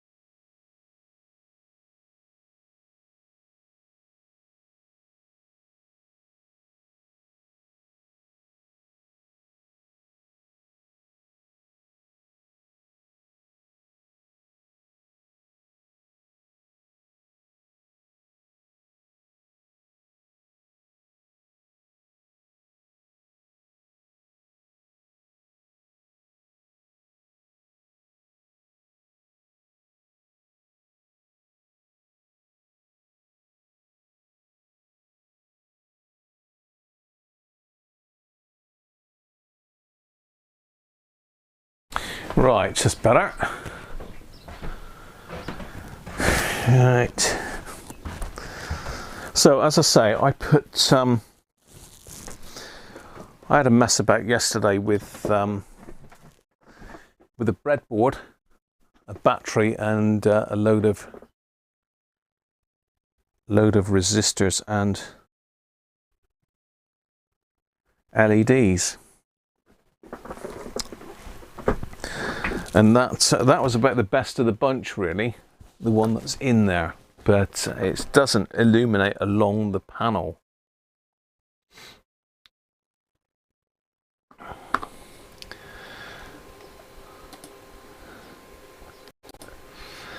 So if you notice this this Perspex panel, if I can get the light off of it, this Perspex panel is some sort of like light guide. If I put it in the main camera, so it's like some sort of light guide, and it's supposed to carry the light along the surface of it somehow. Now I had a couple thoughts, because that is absolutely no good. If I put it in the case, you'll see in a minute. In fact, I will do that for you so you can see where we are at the moment. So we've got some sort of benchmark. So if I just pop this back in the case a minute, let's pop that knob off. Oops.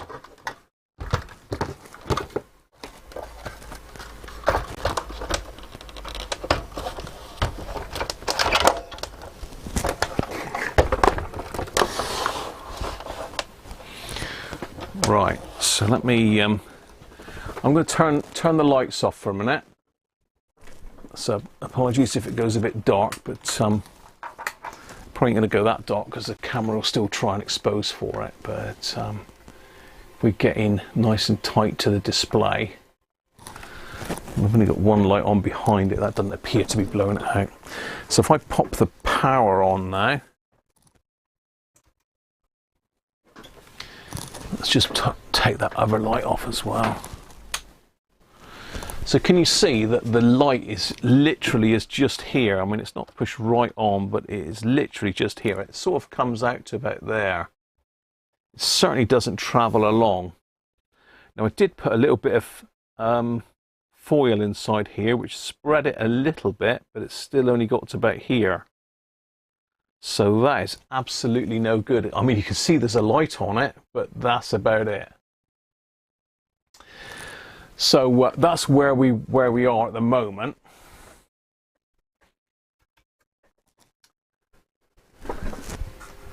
So let me turn all my lights back on a sec. Saying that I'll probably have to turn them all off again in a minute, but we'll get there. You'll see what I'm getting at in a minute. Right, that was my first attempt at trying to rig up a bulb, because the bulbs in them are unobtainium.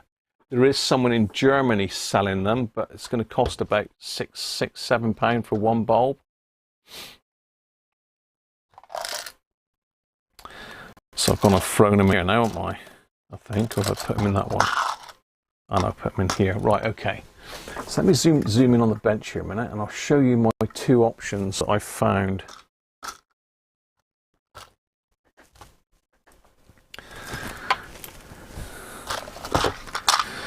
The first one is this. Where am I?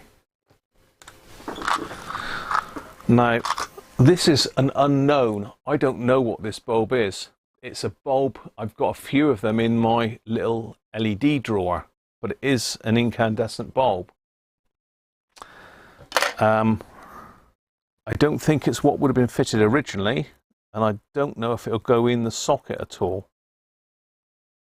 But what we will do in a minute is I'm going to pull one out of the other radio, because it's got an original bulb in it. It's gone, it's not working, but it's got an original bulb, so we can see what it looks like. So this is this. Now, I've hooked this up to my power supply. If you bear in mind, the original one was designed for 80 milliwatts at 7 volts. So if I just hook this up to my power supply now, I'm on 9 volts. It will work at 9 volts actually, believe it or not, because I've messed with this earlier. So if I stick that at 7 volts,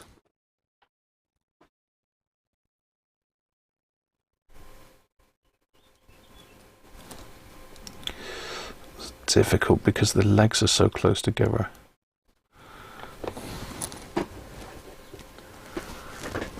Now, I don't know how close that is likely to be. Let's just turn some lights off a minute.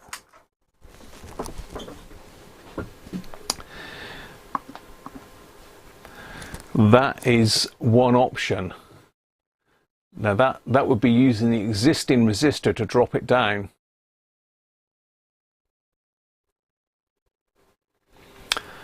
Now, I don't know what this would go up to. I mean, that's drawing 70 milliamps according to my meter.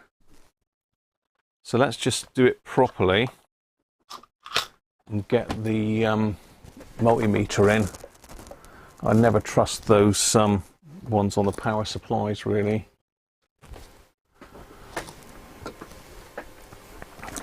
So let's get the meter in. Milliamps. We can pop the light back on now for a minute. You can see how bright it is. Fairly bright, that.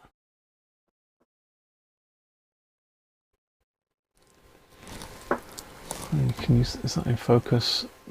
Come on, focus. Okay. So let's just disconnect one of the wires. Go for that one. It would be the wrong way around, wouldn't it? Never mind. So,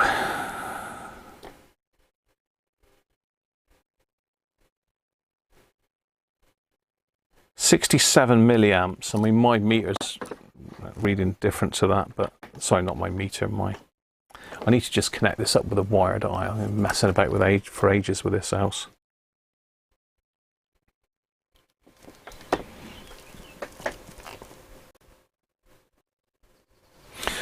Okay, so 67 milliamps at 7 volts. So if I come up, let's go up to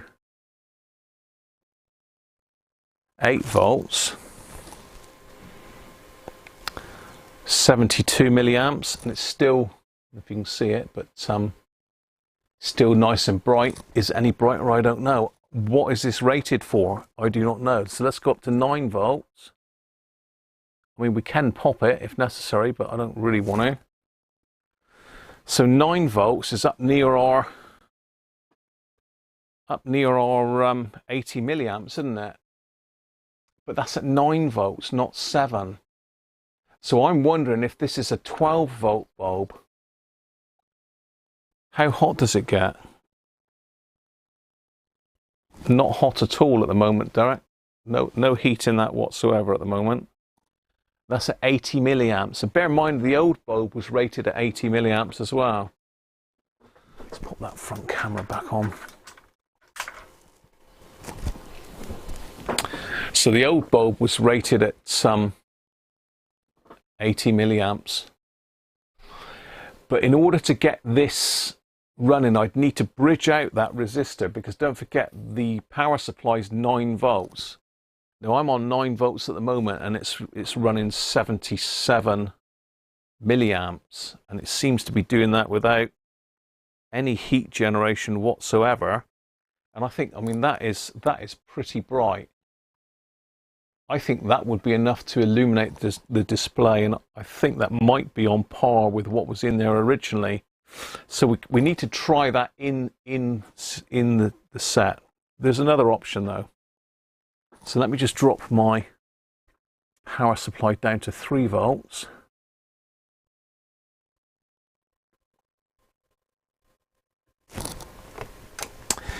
Because I also got hold of these a while back. Now you can see I've written something on here. So these are 3 volts, 25 milliamps. They're 1000 MCD, so they're very bright. But more importantly, they've got 60 degrees illumination. So if you can remember, the other one was very tight, probably 15 degrees, something like that. Not much flare out at all. But the other thing you'll notice with these is they are frosted. I don't know what you call them, but they are. If I get one underneath the overhead camera a minute for you, you'll see what I mean. Just focus that.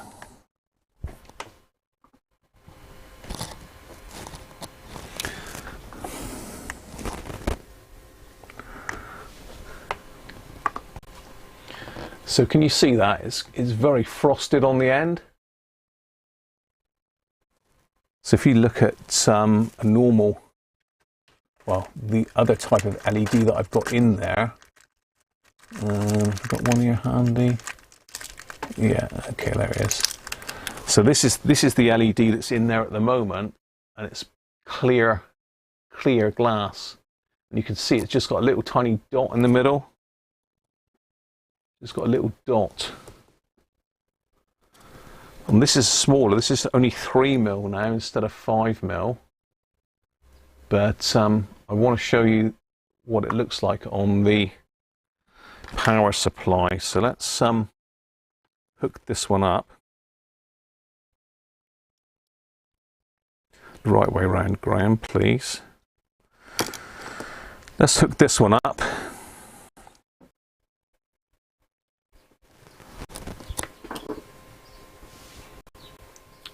So that's drawing 16.9 milliamps, and I mean, that is pretty bright. And the thing about it is it's bright all the way around. It's not just the end of it that's bright. It's actually bright all the way around. I mean, obviously it is supposed to be 25 milliamps at 3 volts, so obviously I can push it a bit higher than that. We get it up to about 3.2. That's just up that bit. So where's 25 milliamps? Oh, high.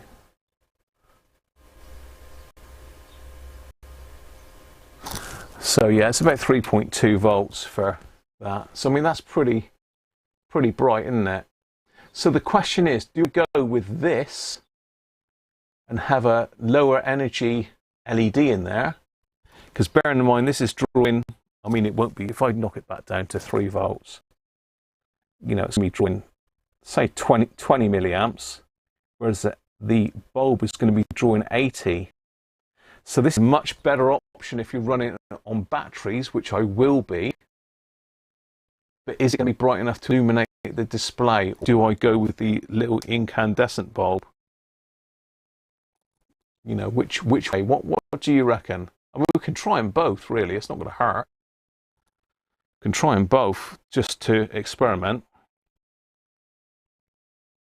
But that's a lot better. I mean, if I pull up that other one, look, if I put this one in line, I'm not sure what this one's rated for, but it should be okay. Where are we? Negative.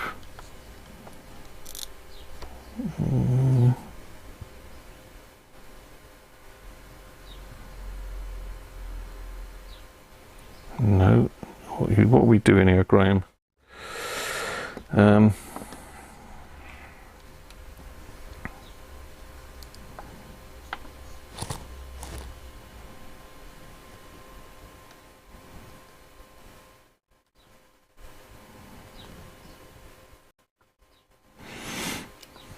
Let me have a think here. I've got myself all confused now. So that's going on the positive.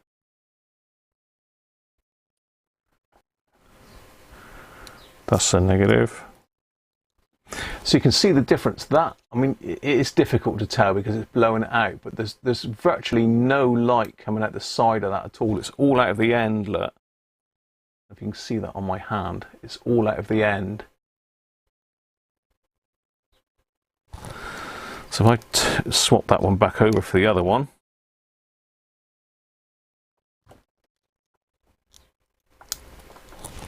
So that one's much more sort of round.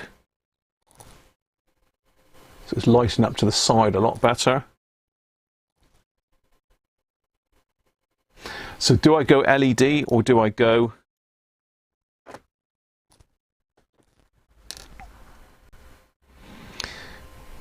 with the incandescent? I mean, as far as retro and having it as it should be, probably the incandescent is the way to go.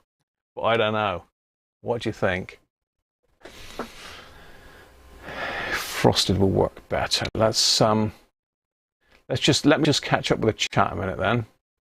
Let's get some of these lights back on. Let's get the lights back on.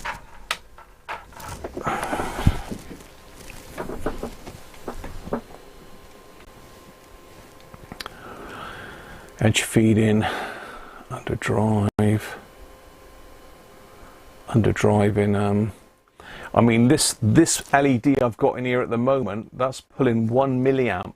That's all. It's only 1 milliamp.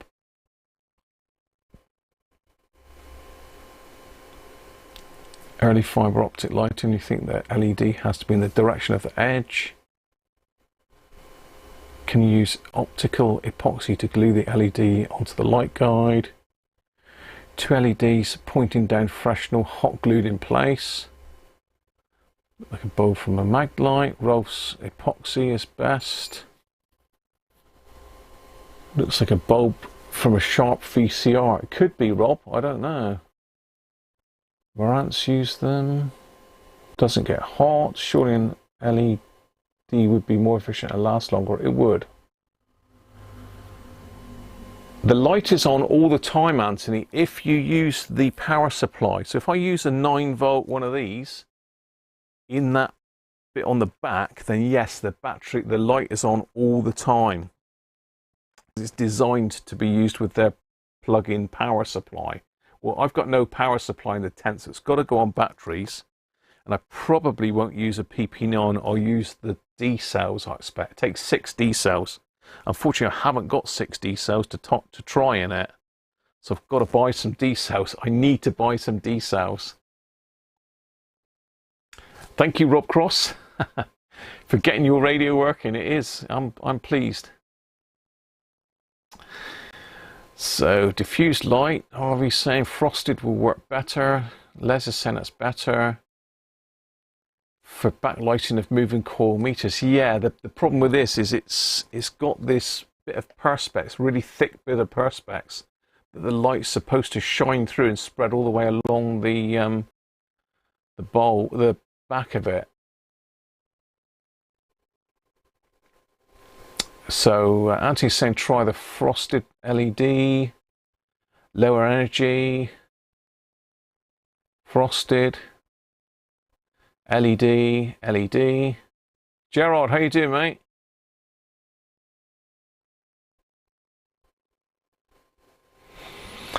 Because the other idea I've got with the LED is I still think with an LED, even if we get a decent one like that one I've just shown you in, even if we get a decent one of those in there, it's still going to, I think, be heavy on this side of the dial. So the other thing I thought of, let me just get that in shot so I can show you what I mean. Okay, so I'm going to come out that way. So I think it's still going to be heavy on this side of the dial. So I mean, that's got a hole drilled in it. The other option I had would be to come across sort of a 90 degree with this and mount it across that way. You know what I mean? Mount it acrossways, but do the same and put a second one over the other side.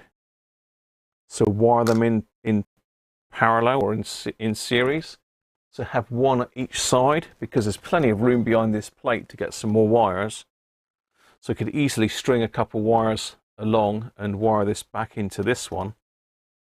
So I'd have two, one either side. I mean, they'd both be out of the display.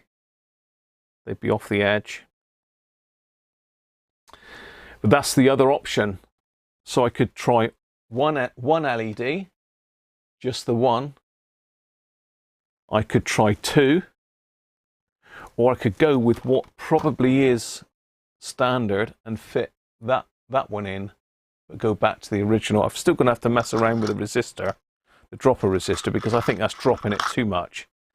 If I'm running two, and I'll need to look up the series and parallel LED thing, because it gets a bit complicated. It gets a bit complicated.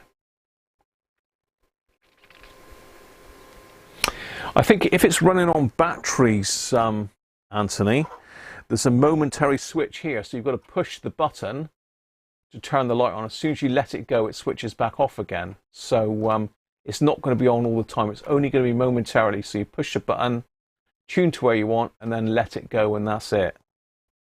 Trying to think if I can connect up to the battery supply, because it's a bit of a weird arrangement in this one, the batteries. I can't really... Trying to see if I can get on the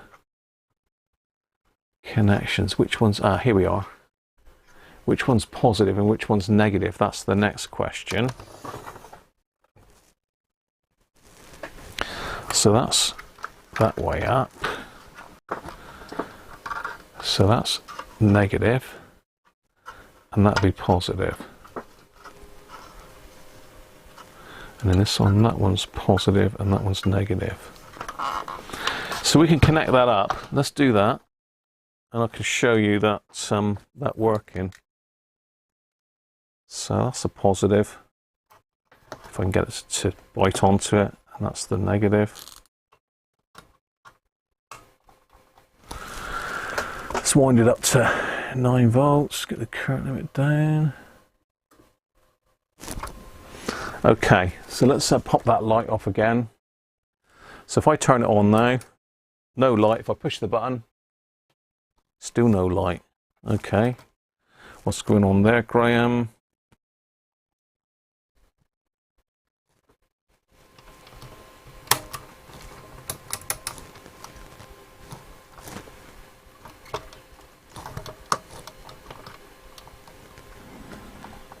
Oh, hang on, I've got to put that switch down on the back. There we are. So now if I push the light button, the light comes on, and take my finger off and it switches off again, look, okay? So that's how I'll be using it.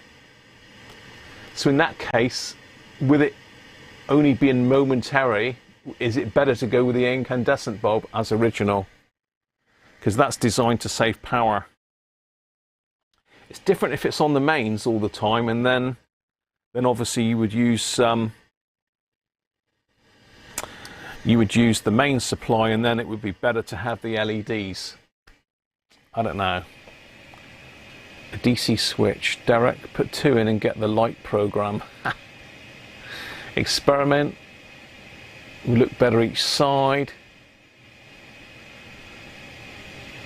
Yeah. I mean, we need to see which is going to be the best option. So that proves that it is momentary, but when you're connected to this, even with it turned off, I just connect that back up, even with the radio turned off, if I put the power on, I've got to put the switch up. So even with the radio turned off, that light is on all the time when you're on the power supply. Because don't forget, this is designed to run on a built-in power supply. So hopefully that explains it. It's a bit of a head scratch. It took me a while to get my head around it. So right. So let's just pop this one down out the way, and I'm going to get the other set up because I want to pull the original bulb out, the other one, just to see what it looks like, see what package it's in, and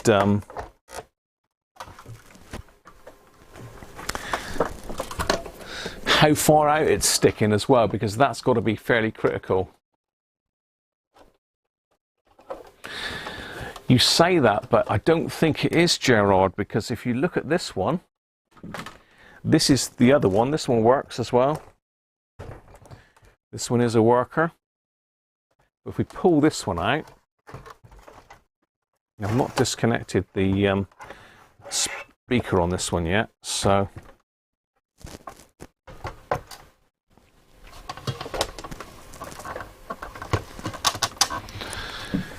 let me zoom you into the relevant part.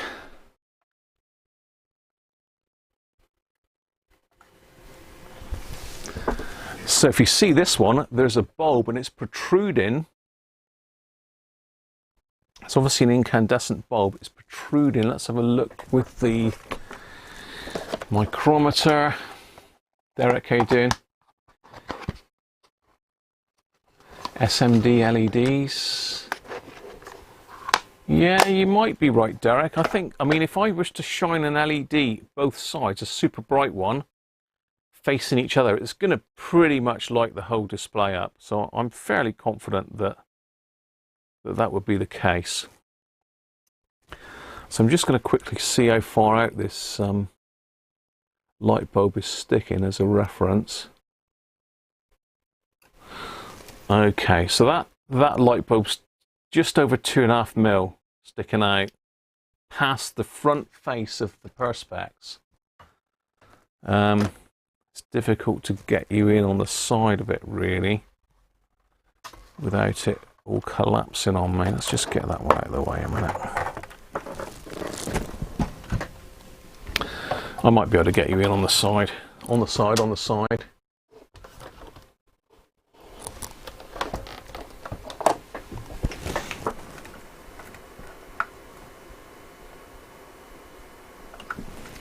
Yeah, you can just sort of see it past the. So you can see it is sticking out there. It is sticking out there. If I can get the focus here.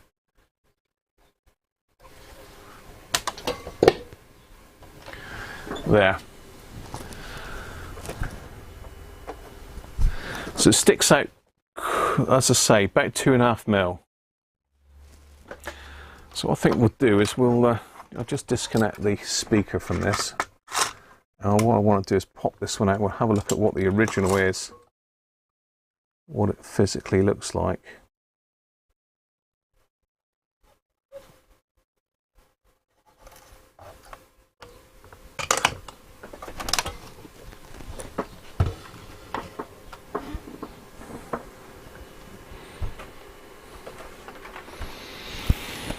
Because say the other one was long gone because it burnt out, and Les put one of those little video lights in it, breaker on the side. Where is the filament? Afternoon, Jeff. Your broadband was taken out by the storm, was it, mate? How you doing, Jeff?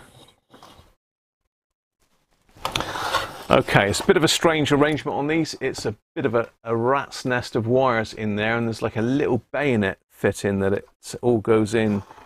It's a real headache to get it out, so I'm saying that I did find a way of doing it with a screwdriver that actually worked quite well. So let's untangle these wires. That's got to come out. And those.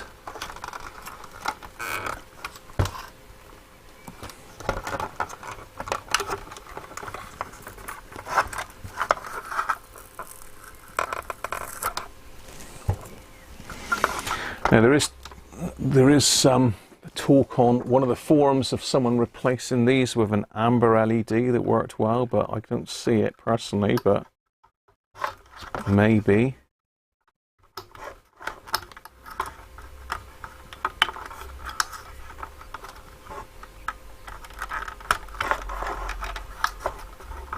Just unhooking all of these wires from all the clips. It's a lot of clips. Not an E-clips, a lot of clips. I want to break the little plastic bit really.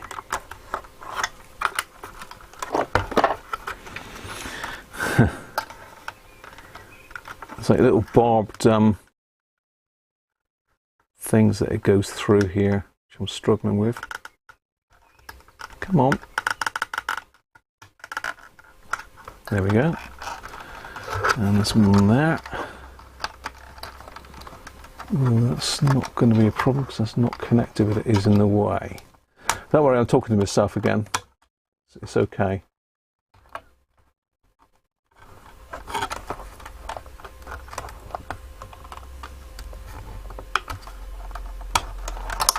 Okay, that's all the wires unhooked. Get them unhooked from there as well. Can't really see what I'm doing. I'm just trying to get all these wires unraveled. Probably would be easier to just release that switch really, but there is a slot in the back of it. So the bit we're looking at is right in the corner there. If you can see that or not, it's hellish hard to get into. But what I found is if you go in there with a screwdriver, you turn it. Is it clockwise or anti-clockwise? I think there we go. out it'll come. And there is our little bulb.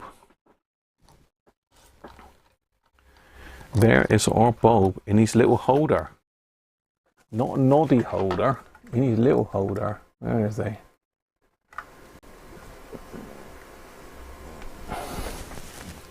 There it is.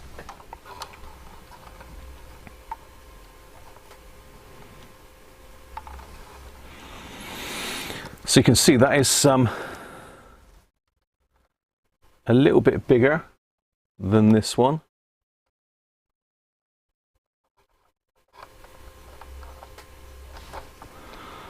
So I just push, it's a push fit, I think. There we are.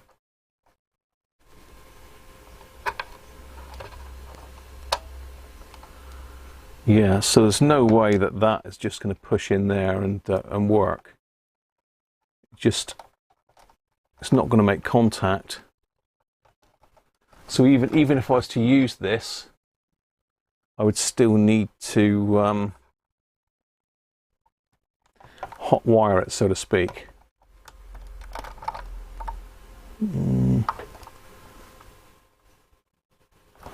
I could maybe bend the legs of it a bit. Let's just see if I can bend the legs out a bit. Jam it in there to make contact.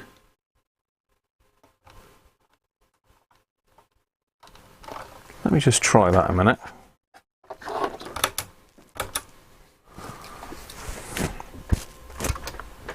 So I've not got the speakers connected up, but I'm not going to power the set as such. I'm just going to pop this on, see what that looks like. Okay, well that does work.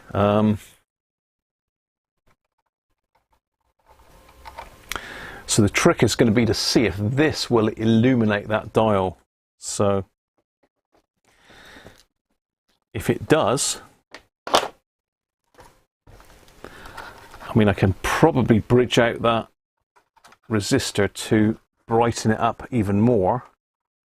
But I suspect this is a 12-volt bulb, and I'm only running it at 7 because this is what Les had the problem with. So the fun is going to be getting it back in there now. Let me just zoom you right back out a minute. I need another beer, I think, because this is doing my head in. But that's the bulb. They are available on eBay from a German supplier.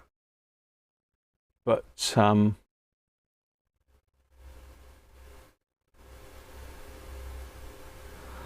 in fact, I'm wondering whether that, yeah, it looks pretty black. I'm just going to get my goggles on a minute and just see what it actually says. So it's Osram, 7 volts, 80 milliamps. I'm just going to 100% make sure because the little legs are bent around a little bit on it. I mean, yeah, there's no filament in it. It's absolutely open.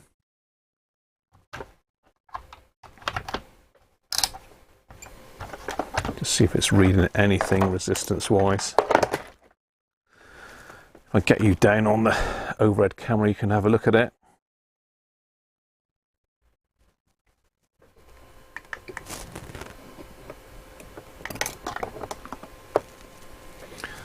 There she blows. That's what the bulb looks like. I've just bent the legs out just to see. Yeah, and it's totally open circuit, that one. Not reading anything. So, I don't know if you can see its markings, but it's marked Osram.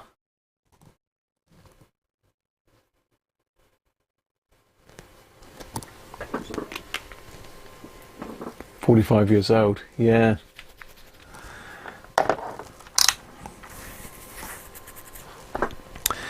Right.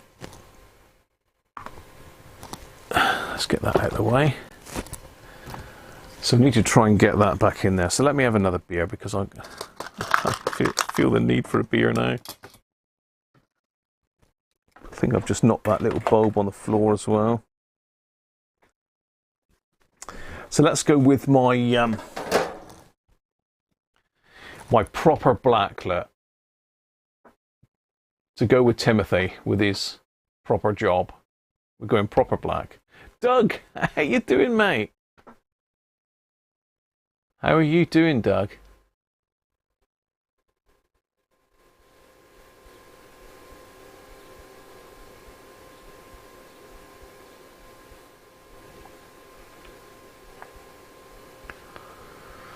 So Auntie's saying they used frosted 3mm LEDs. Yeah, these are 7,000. So 7,000K. I think daylight isn't daylight 5,000K. You want something like 3,000K for dull, don't you? For sorry, warm white. Warm white or white? Warm white. Here we go then, proper black. Black IPA for Father's Day from Coco and Maddie. Good to hear it. What are you saying, Auntie? The bipin come from panel switches. I really don't know where they're from. I know I did buy some in for my CD player. My Audiolab CD player, whether they're some from that, I don't know. But anything like bulbs, I always keep hold of. You just never know. I mean, I've got plenty of 7-volt bulbs there, but they're just not gonna go in. I mean, I've got loads of bulbs knocking about, all different types and shapes and sizes.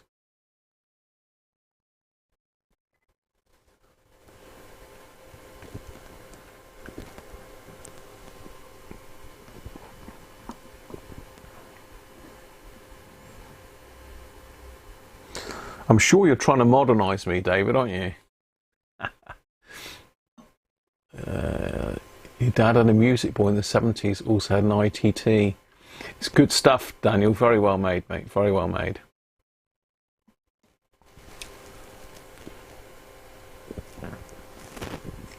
It wouldn't have been available in 1970 when this was made, I don't expect, David.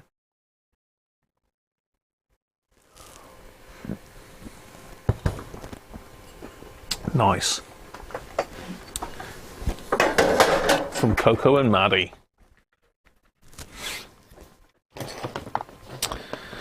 Right.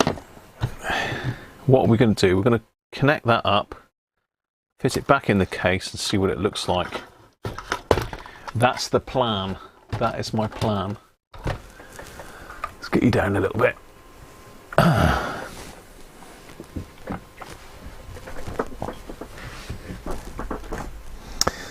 Yeah, I don't know where I've got these from. I'd say I do tend to pick up bits from radio rallies, and I've bought in job lots of old spares and they're in that, and could be anywhere that I got them from, really. So let's go in and see if I can launch this back in. Okay, he's in. He's sticking out a bit further. He's a little bit further out than the original one, look. What did I say? It was 2.5mm, didn't I, the other one? Just measure this one. Twang. 4.7mm. That might come in contact with the front face. I don't know. I can push it back in any further. Let's get the case back up and see what it looks like from an illumination point of view. So I don't need to worry about connecting the speakers because I'm not going to power it up.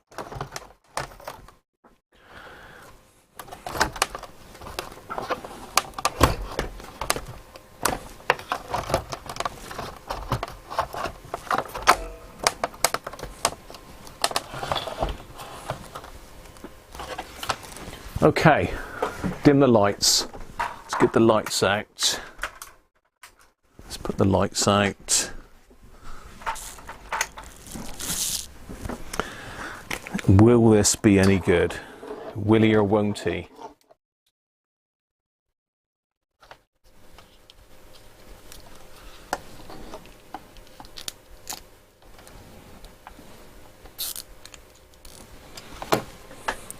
Oh, that's not bad.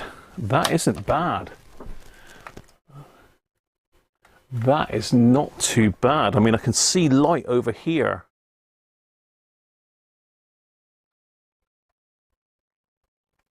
That is not bad. That is certainly a damn sight better than that LED. Maybe it's slightly out too far. If it was back further, it might spread along a bit better. What do you think? That's definitely better than that LED was, isn't it? Ben, how you doing, mate? I'm in the dark here. You can't even see me. Look. I'll get rid of me.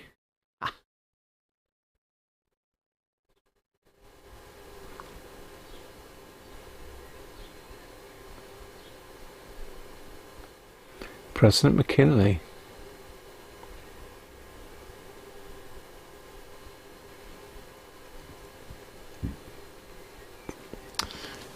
That is better. I don't know if you can see down the other side of the display, but if I put it this way, you can see it. It is sort of reaching here. You can just see a line of light there.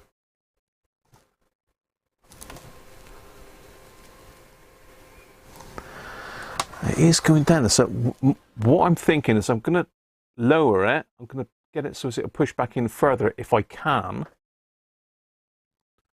Let's pop that off again. I'm going to just see if I can get it to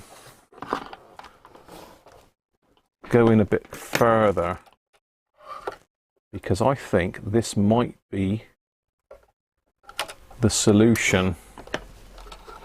But I think I'm going to need to make it brighter by shorting out that resistor. Right, so I need to drop it 2 mil really. So is it, what is it going against?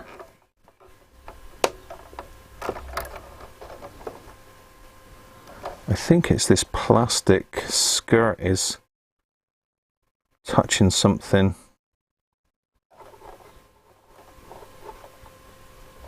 Yeah, it's a plastic.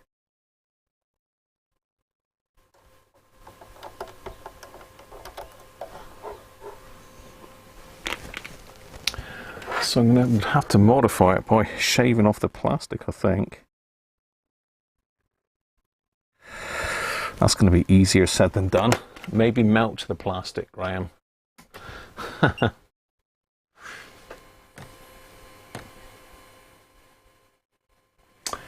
So you're saying that that looks about right, Benji.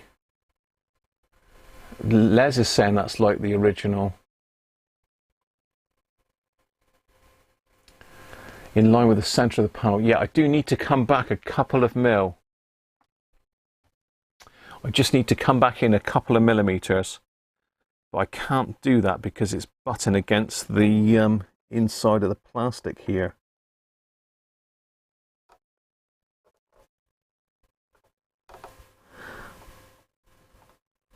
And we know at 9 volts it's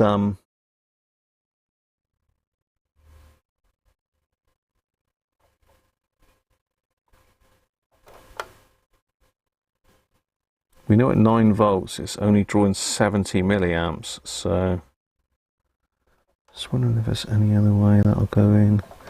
But just need to cut a couple millimeters off of it. So I'm just going to melt this plastic a little bit. I say I've got quite a few of these bulbs, so I don't need to worry about squashing them or ruining them. But I'm just going to go and melt a little piece just to try and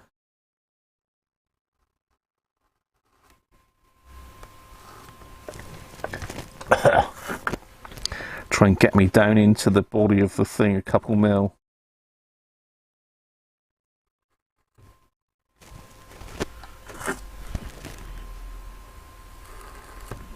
So I'm just using the soldering iron to melt it.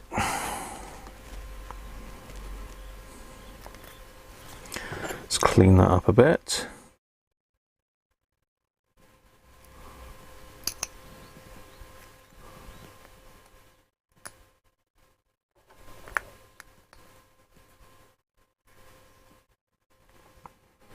That's actually worked better than I expected.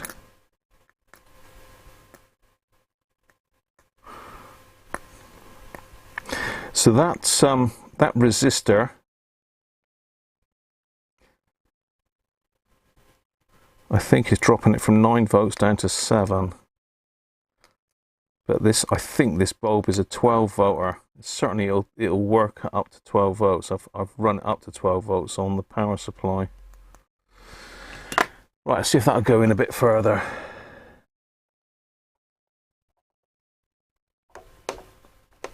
Yes, it will. Okay. Right, yes, that's gone in further. So let's just see where we are now. I mean, end of the day, if I put it in the same as it was originally, that's going to be good.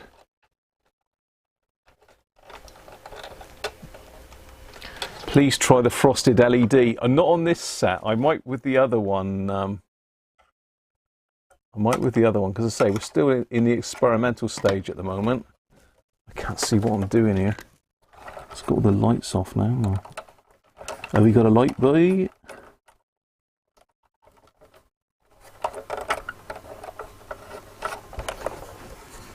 That's better. So it needs to go down. Stop it. No.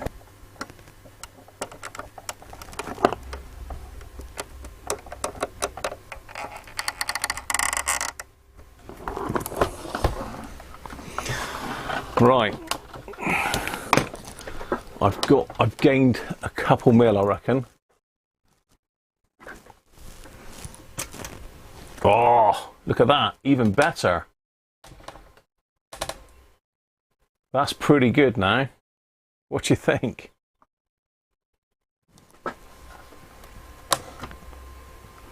That is pretty good. Right, let's have a look at this. So the next thing I'm going to do, I'm just going to short out the resistor. Now I know from looking at the other set yesterday that the resistor is underneath this little bit of plastic here. So I've got to basically short out these two here. So if I just put a little link in there for a minute.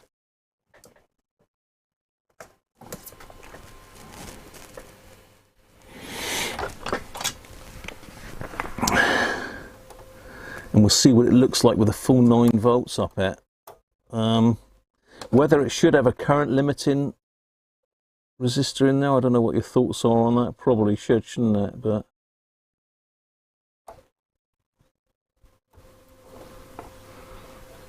it might blow it right up the first chance it gets, potentially. But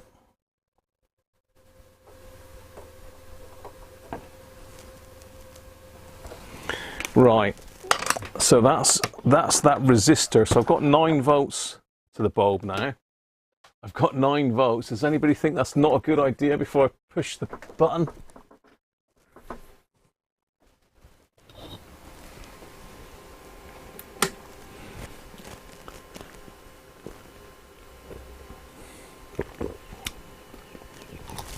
Here we go then.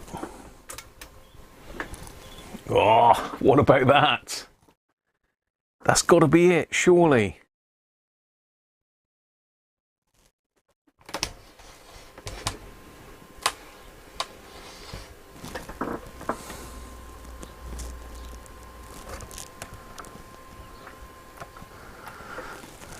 That's got to be it.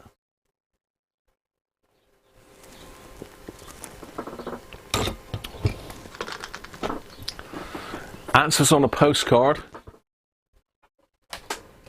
And if I pull that off the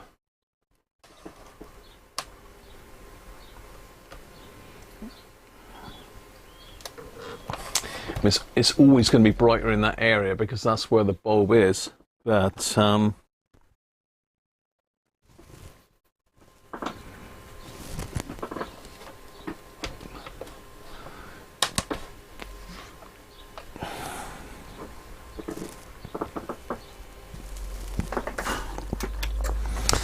let's try the old trick. I can't. I need to take it out of the case, am I?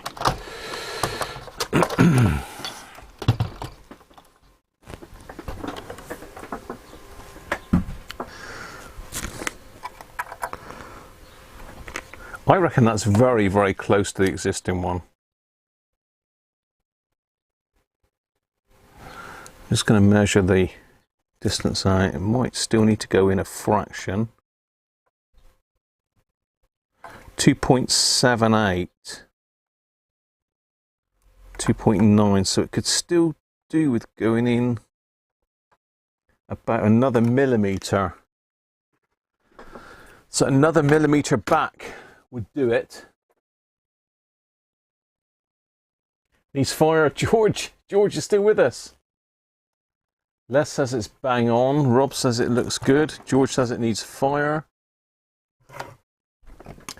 So I'm going to just adjust it another millimetre in, using my burning method for George's benefit.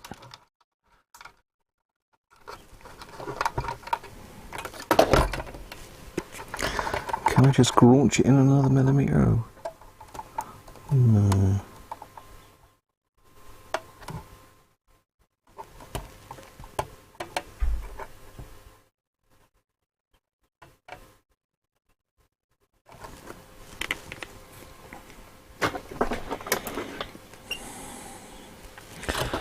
Let's just get you under the overhead camera a minute.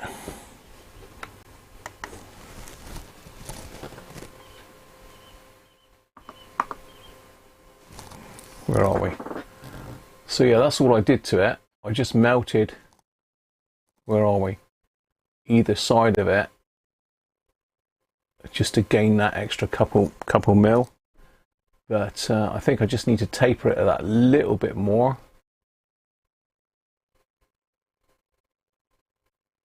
And then we're in business. So I'm just going to use a soldering iron again to just melt it a little fraction more.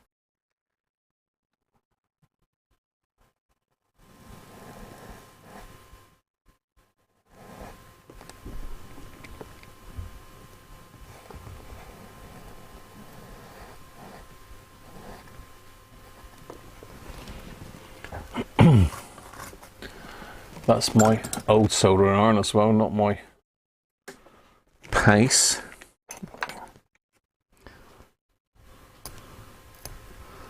Let's get rid of the excess burnage.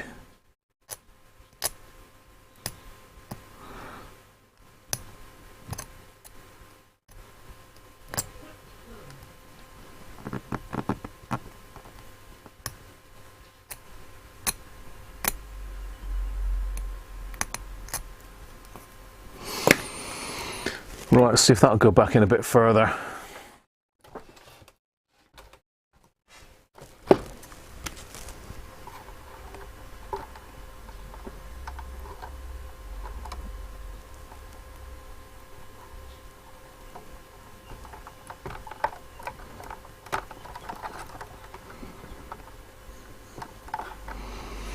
Let's make sure that works. Yep.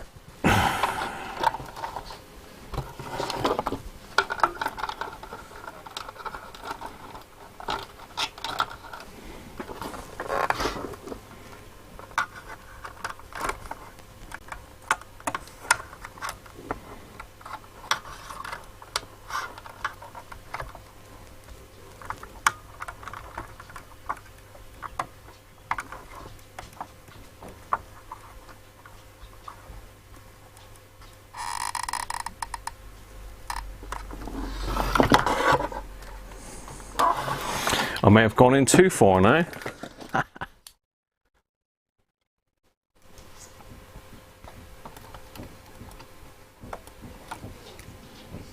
.83. I've gone back too far now. Oh, let's see what that looks like. I mean, that might even improve it if it's going through the perspex.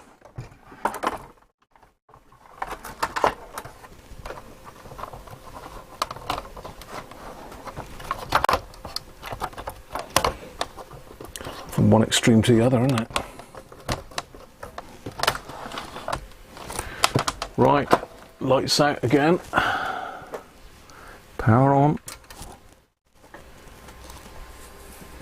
I don't think I'm going to get it much better than that. I mean, that's, if I cover that up, you can see it's lit the whole display up right the way along.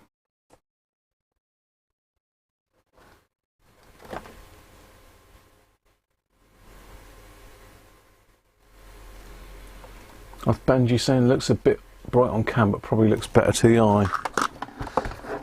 Yeah, it is a bit bright in that area, just in that corner. It's going to be, isn't it? I mean, it's the light is there, but it is travelling right the way along to the other end now.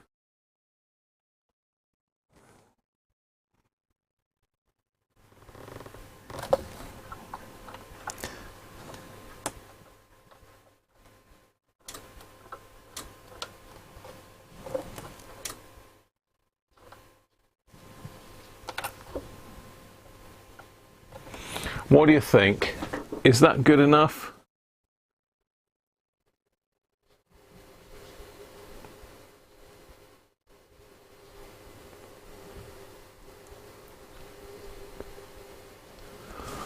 Doug is saying, I wonder if I could fit some sort of mirrored reflector on the right side. Afternoon, Harvey. I think you're right, George. I mean, I'm quite happy with that. I'm going to have got the other set that's modified. This is the thing. So the other set I've already modified for LEDs. But it's worth experimenting with the other. So we know that that's a goer. With a bridging it out. Bridge it out to 9 volts. And fitting the incandescent bulb in it. But we want to have a look to see what the LED looks like. How you doing, Harvey?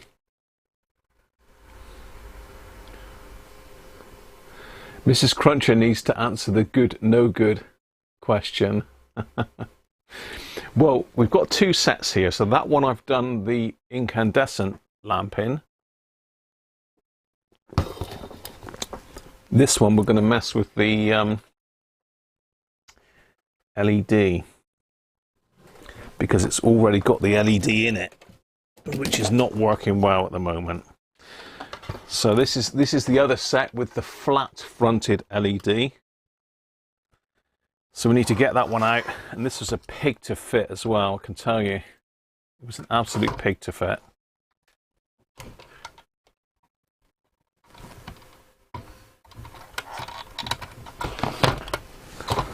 Mind you, I was doing it downstairs on the kitchen table. I wasn't doing it up on the bench here, so that didn't help matters, to be fair. It was just a lastminute.com lash it in job.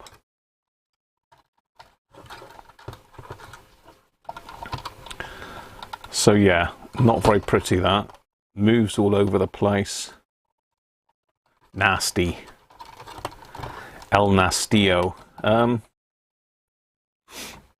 Okay, now what's the best way of doing this, Graham? Let's just disconnect this.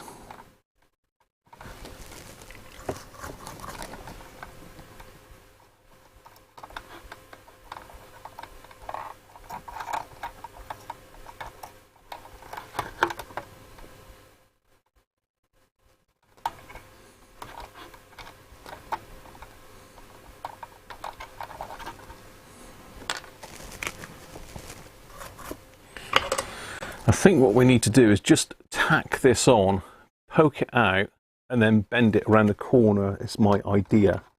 So I think this one is going to perform better. So that's the ground, that one. This is what I did yesterday. I forgot which one was which. So let's have a look. It's probably better to have the overhead camera on. I'll just show you what I'm doing as I go along.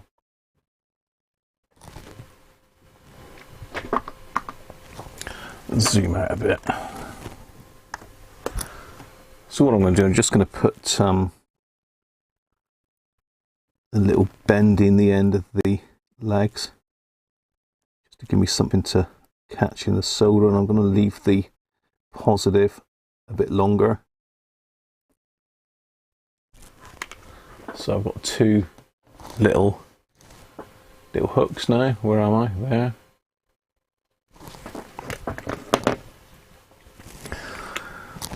So let's go to the main camera. Let's get some lights back on this situation here.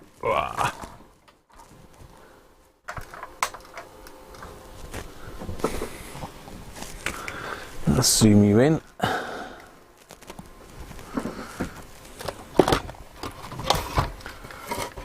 So, dodgy wiring time.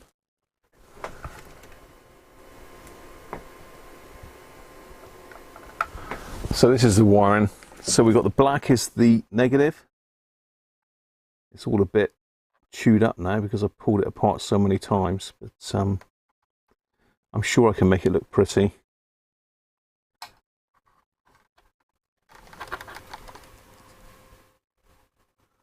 In fact, I might not even be able to make that look pretty actually. It looks pretty ugly at the moment.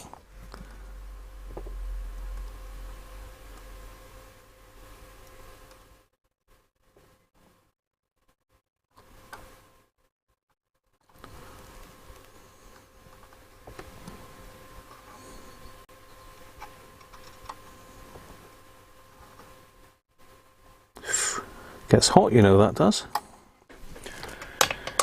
Right, so negative. So I'm probably going to need to mess about with the dropper resistor I've got in there, because I don't know what voltage. I mean, this is a 3 volt, so really we want maximum brightness out of it. We want to get it at 3 volts really.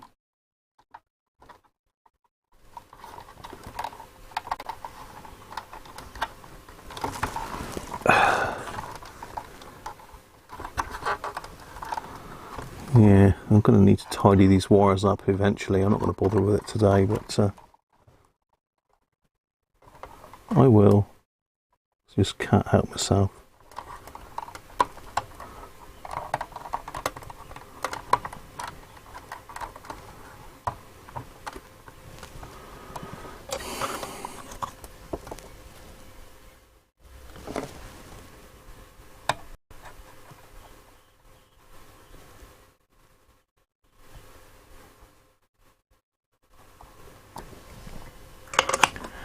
Right, there she blows.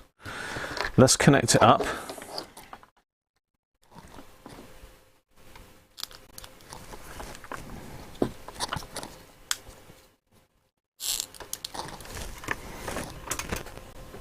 Okay, not overly bright.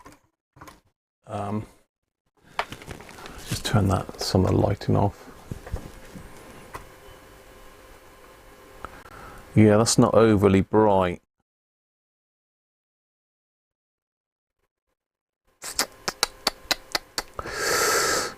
We need to experiment with that, I think, to find the right resistor. So let's have a bit of an experiment then. How are we doing on time? I think we're okay, aren't we?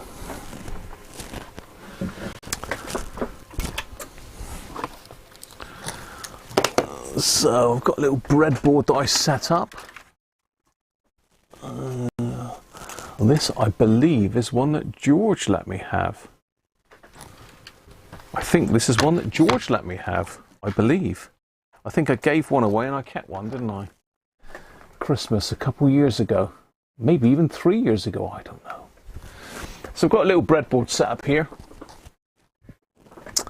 So I've got me 9 volt battery tab. So I'm going to connect that up. Well, I've got to think which one's bloody positive. That's positive, isn't it? That's negative.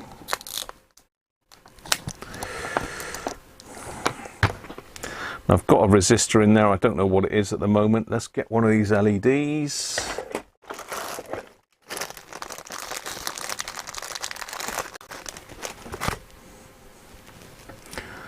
And let's stick it in there.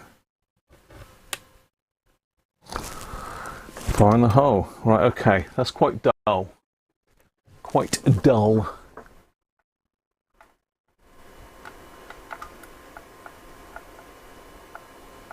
Not overly bright, that.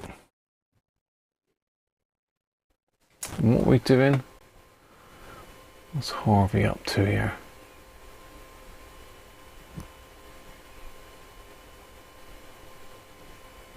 Energizer batteries, leaking energizers, some Harvey knew it.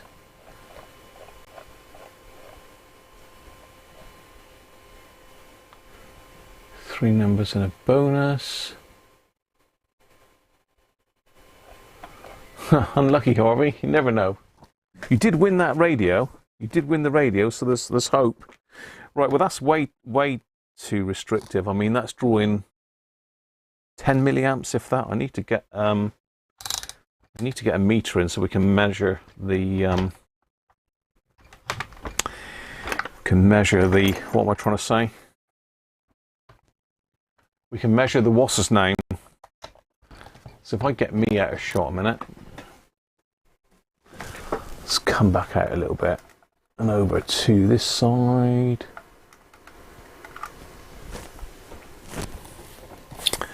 That'll work. Right, so what is that resistor? I don't know. So let's see what current we're drawing. It's bound to be the wrong way round.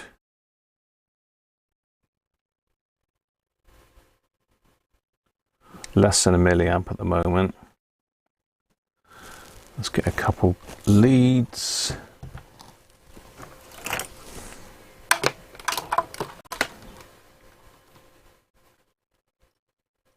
So that certainly ain't going to drain my battery very quick, is it?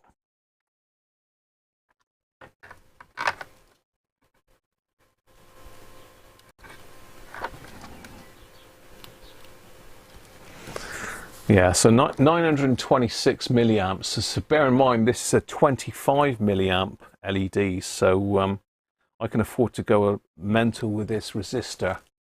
So let's have a play with some resistors. So I've got 9 volts on the power supply. What have we got here? Let's try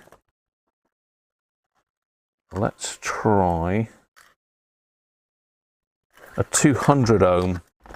That one, I think, that's 6.8K at the moment, that one. That's 6.8K. Let's try a 200. Whoa! 28, that's too high. Hell. So let's do 360. What's that going to be? 360. 16. That's bright. It doesn't look bright there, but trust me, that is very bright. 16 milliamps. It's underdriven. It will do more than that. Let's just try a 220. See what 220 will do. 26. So that's a bit. So it probably wants to be a 330, I would think, to get it exact. Have I got a 330? I'll tell you what, I'm blind now. God, that is so bright. 3.3, 22, 51. What's that there? 200. What's that? 30K. I want a 330, I think. I thought 330 was a common size, but it doesn't appear to be something I've got here.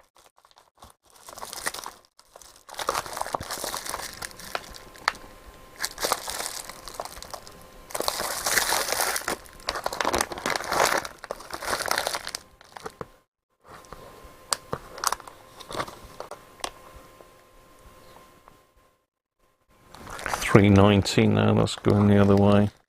Probably wants to be 330, I think, although 360 will be fine.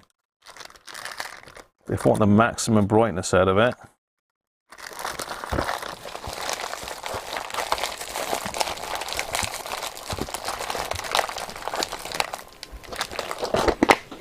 Push it into laser mode.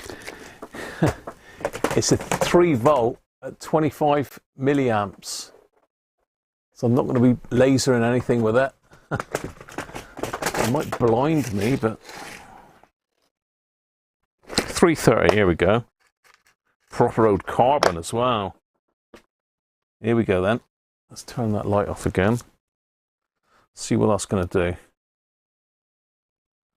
17. Well, it's not much different than a 380, is it? 240. Oh, that might be. Let's try 240 then.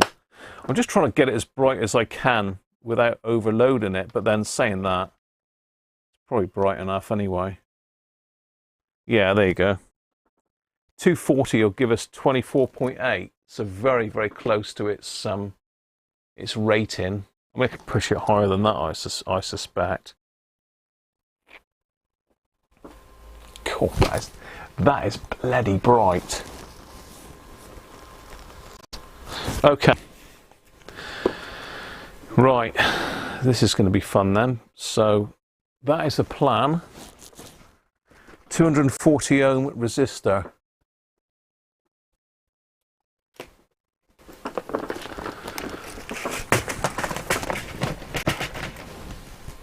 So it is useful to have a breadboard to mess about with stuff like that. It's a very useful bit of kit to have, so thanks to George.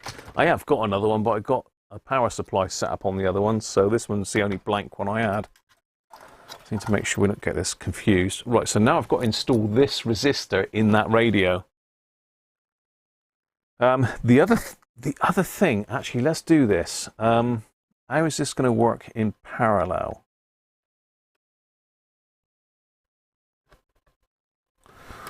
Let me just try that a minute.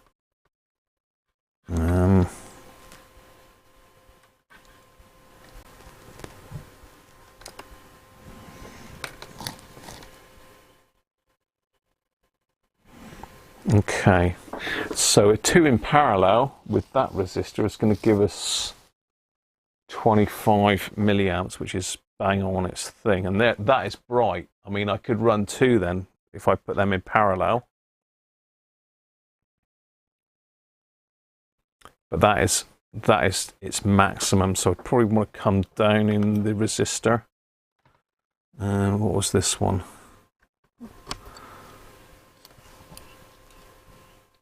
Yeah, that's more like it. 18. That will be better. So if I was to run 2, one side of the scale each, I don't need 2, Derek, do I, if I'm running in parallel? Do I? I mean, it's only drawing 18 milliamps.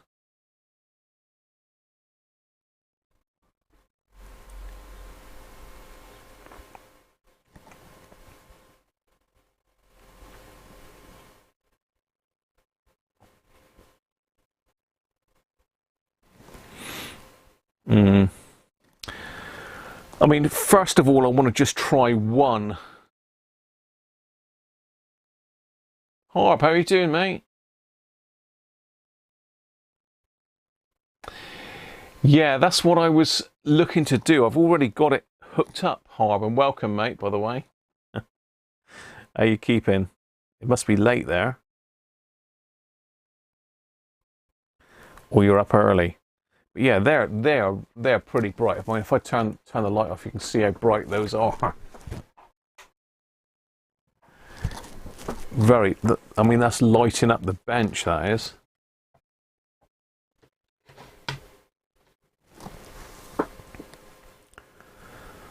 But they're never going to get hot at that. And I mean, it's still, bearing in mind that the incandescent bulb, just one bulb is 77 milliamps, I think. This is 18 milliamps, so a massive saving in energy.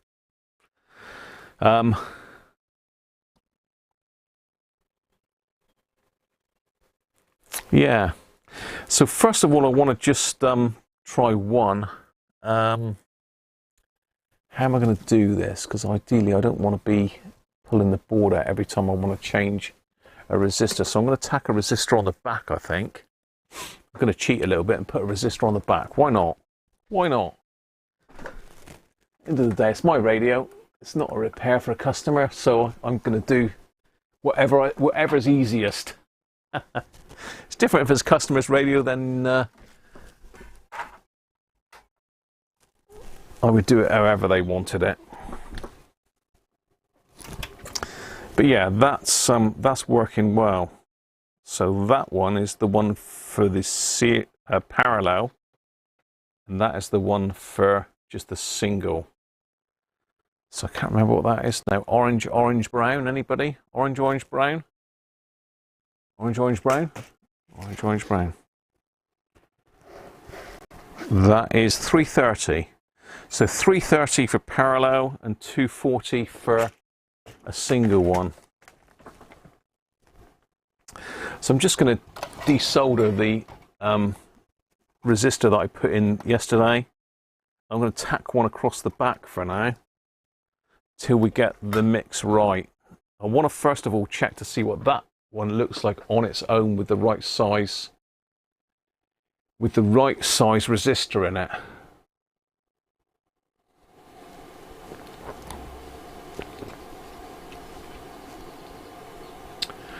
They are current devices, so better in series or 2 resistors.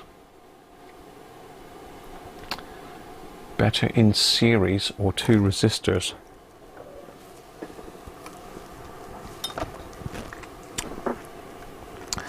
So let me think, if they're in series,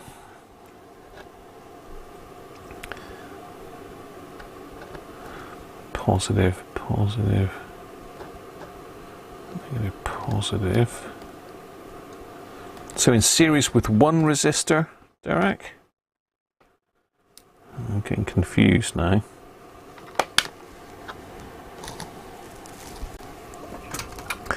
I'm just going to take my volts down a little bit because I'm not sure what this is going to perform like in series. So let me think, what's going on here, Graham? What are you doing? So that's going to that one.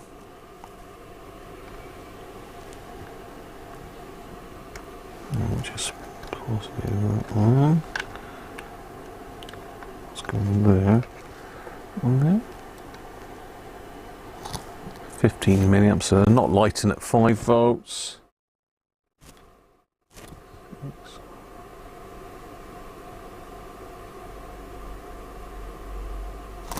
No, they're not lighting in series. Why is that then? What am I doing wrong here? What am I doing wrong? Let me just disconnect that.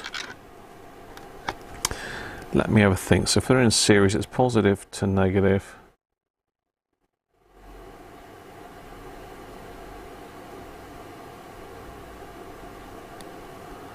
So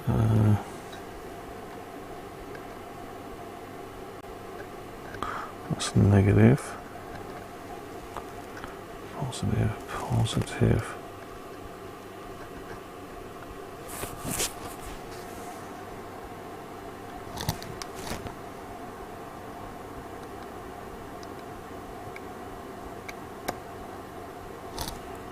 Okay, only one's lighting.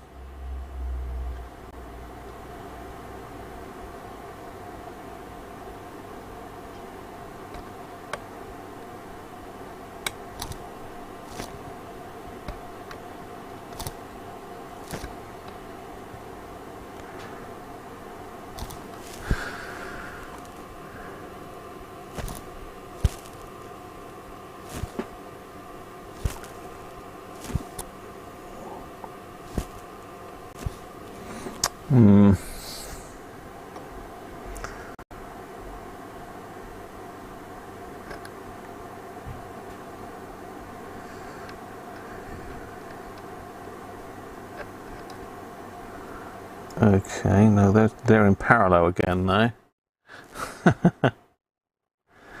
Parallel with a resistor seems to work.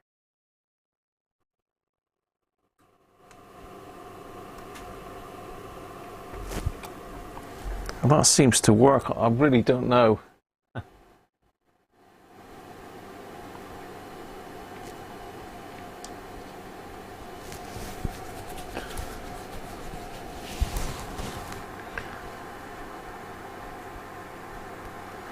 So 136 ohms.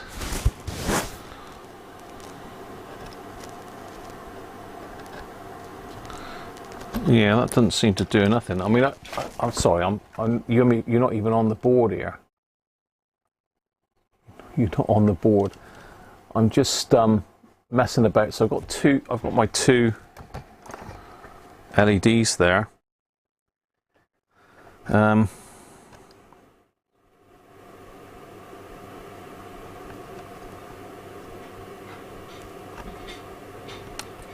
Positive.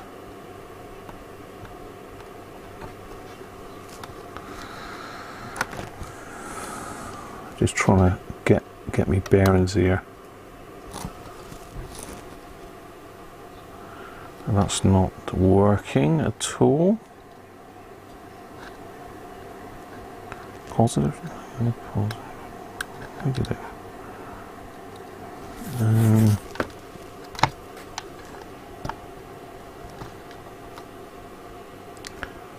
Positive to negative.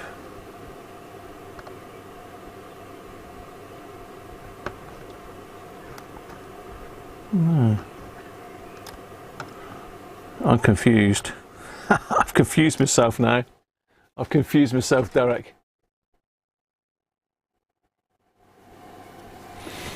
Negative to short lead on D1. Yeah. Long lead to short lead on D2.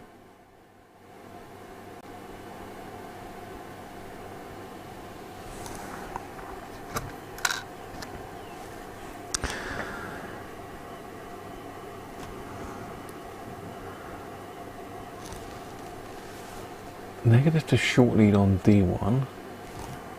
Yeah, okay, that's that way. That's negative. Let's get you in a bit closer.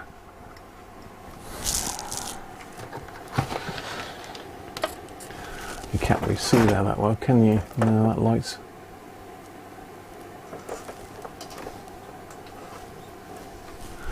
So that's the negative to the short lead. D1. Now Derek's saying long lead to short lead on D2.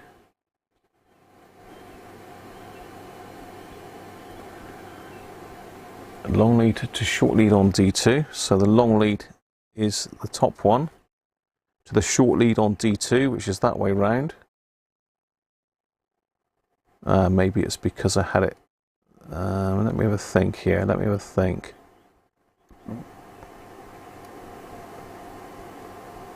Long lead to short lead, then long lead to resistor. Right, let me get, what resistor are you saying, Doug? 136 ohms. Well, probably it's going to be 150, I expect. I don't think I've got 136. 150 ohm.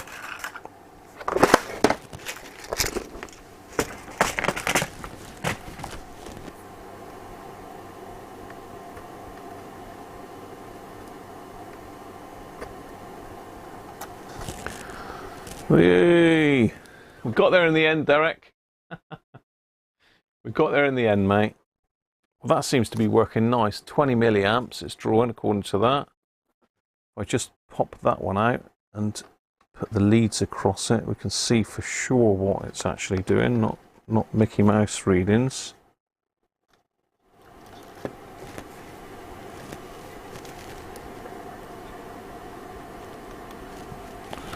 So it's drawing,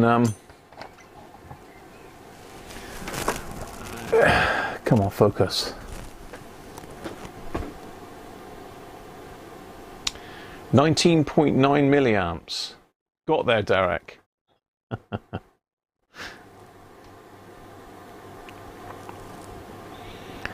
So that's going to be best. I'm going to have to write this down because I'm going to forget what I'm doing in a minute.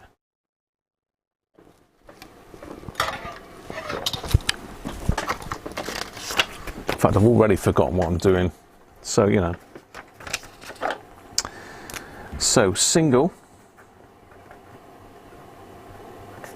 LED is a 240 ohm, 2 series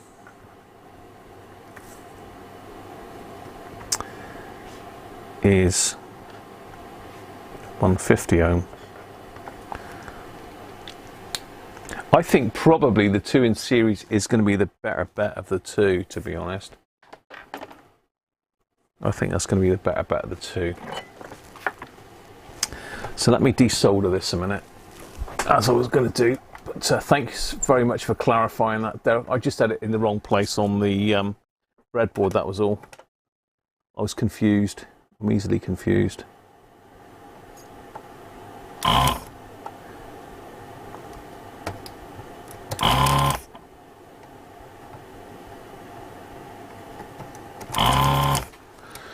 Right, so I should be able to pull that resistor clean out now. I'm going to try it with 1 at first. Just get this disconnected and out of my way. So that's that one we don't need.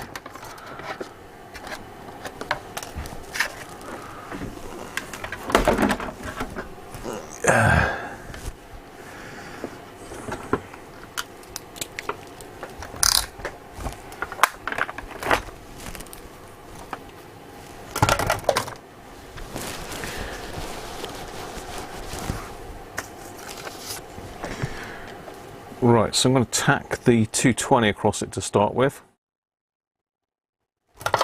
just so as we've got a single resistor. Just pop that other one out the other side. Go on, out you go. Go on, out. Don't worry, I'm not going to leave this in permanently like this. Ohm's law. Yeah, I know. I do try and do some maths from time to time, but it does scare me a bit, Derek, you know that. You know that by now. But yeah, cheers for that, mate.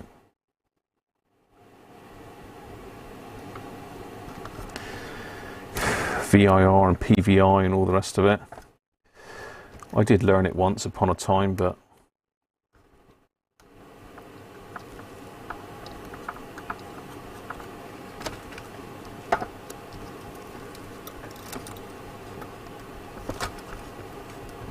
try not to burn this plastic thing here.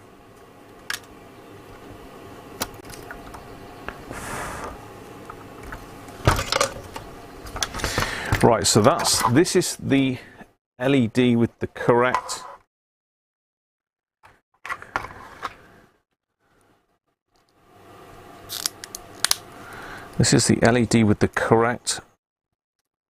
brightness for just 1. The correct resistor, I should say, for just 1. So, that is nice and bright. So bear in mind it's only got 1 bulb in it as standard, isn't it? So that is given illumination all the way around, which is what we want. So let's just disconnect that again. Seems to have got a bit hung up there. Yeah, I thought it was.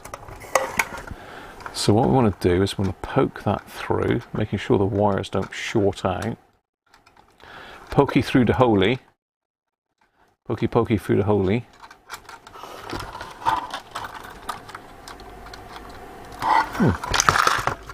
It was poking through the hole. It was poking through the hole.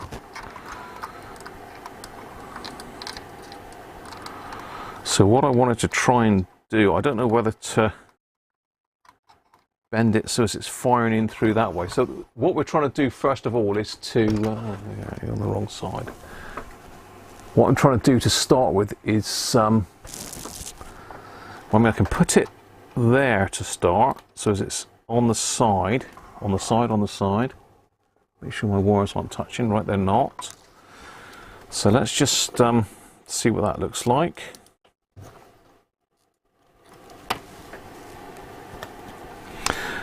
So it's a lot better light than the other one. So let's put the front on and see if it'll travel along the front.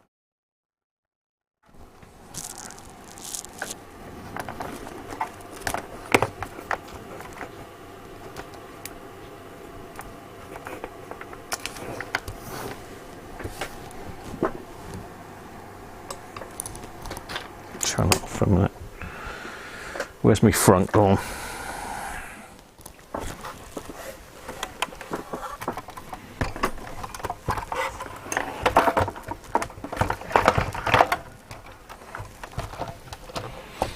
So, will one LED work? Let's take some lights off a minute. Will this be as good as the incandescent bulb? We've still got that one there on. Let's pop that off.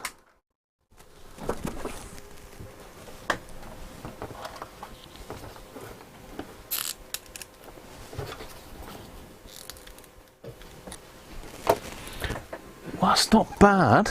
That isn't bad, actually. It has lit the whole display, and it is about the same, I would say, as the incandescent bulb in that it's brighter here, but it is lit all the way along. I don't know if the camera's blowing that out. If I move the camera out there,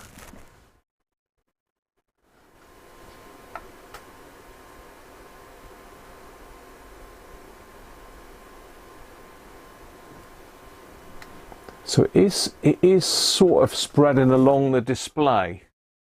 I mean, it's difficult to show it really, but if I can sort of shade the light a little bit, it is going all the way along the display. But that's a damn sight better than that other one for sure. That is a lot better than that other one for sure. Yeah, this is a 60-degree LED, this one, Derek, so it is a little bit different. That would work, but I think the next thing I'm going to try is I'm going to try pointing the LED this way next. That's the next plan. So let's try that. We can try it all. I haven't got a clue what the time is. Not a clue. 17:13. Oh, there you are. That's wrong. I've not put that clock right. So the next idea I've got is to pull the LED out. Let's move that dial out of the way a minute. Let's move the pointer over to the other side. That way. What I want to do is push it out further and bend it 90 degrees like that. So I've just flattened that out. I mean, let's turn it around a little bit. Just on the front panel for a start, and then I'll drop it back in the side and see what difference that makes. So let's try that. Somewhere we'll find the perfect thing, and I personally think the perfect one is going to be our two LEDs in series, one either side of the dial, but we'll see. We'll see.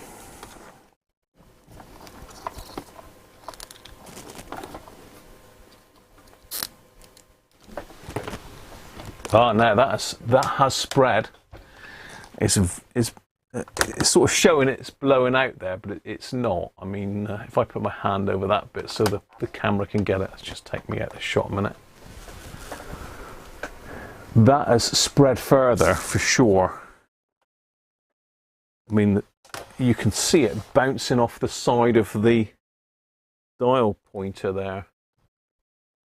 That is pretty bright.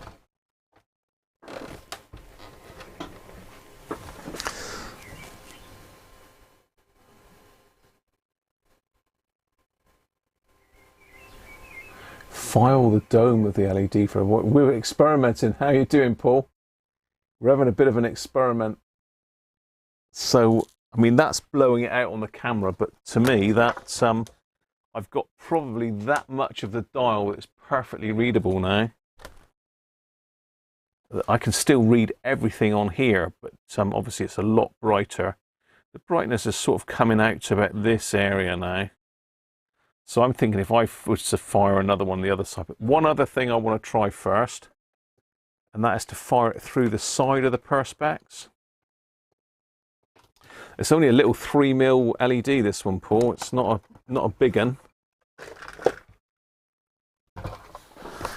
So I'm just going to try. I'm going to try pulling it back so as it's sat in, but firing out the front, if you know what I mean. So I need to probably just bend it a little bit more if I can. Can I just get that and tweak it a little bit more? There. So now I've got it. So as it's sat in the perspex. So can you see that? I've got it actually sat inside the perspex, but firing along the perspex. So let's try that.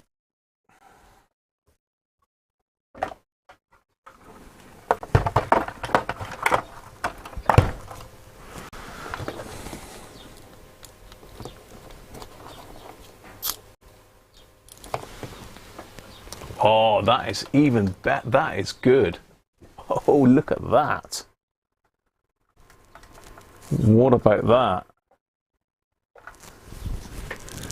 That is absolutely... I mean, it still looks a bit bright here, but it doesn't in real life, if I can knock that out. What about that?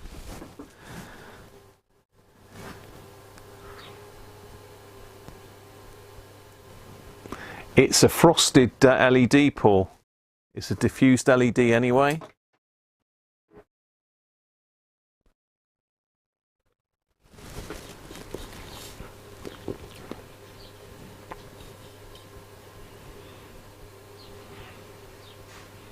That is, I'm well pleased with that. That is crazy.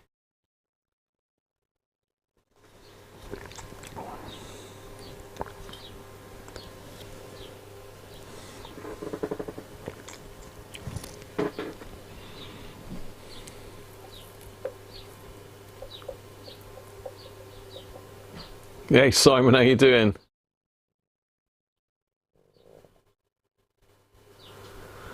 Yeah, I think that's cracked it. I mean, it's difficult to sort of portray it to you, but you can see even with it on the side, it's lit right up to there. And I mean, bearing in mind it's not actually very dark at the moment. Oh, see, I've just moved it inwards a fraction.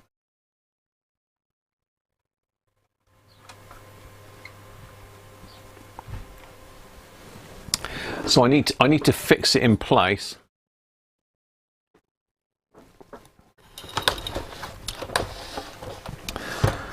So yeah, I've just moved it now, which is why it's looking a bit naff again. It's just popped out that. So it needs to go actually in there. You can actually see it as I move it. I don't know if you can see it with the front off, but as I move it in and out,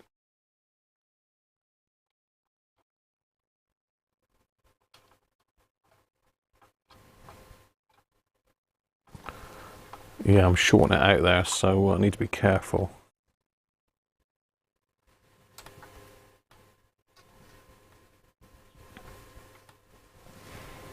So you can see it's lit right up this end with it in the right position.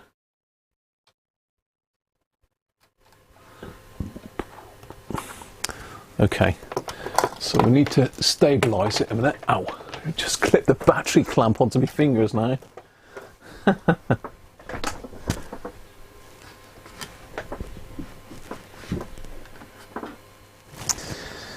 See, I have got flat topped LED, but I think that's going to be too big for there.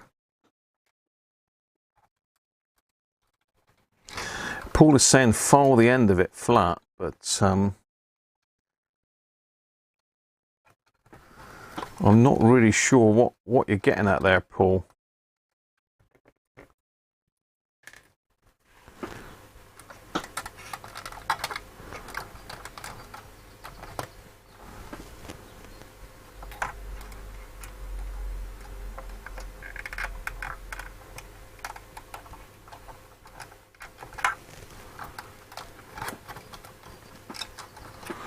So I need to overbend this really to get it to line up properly.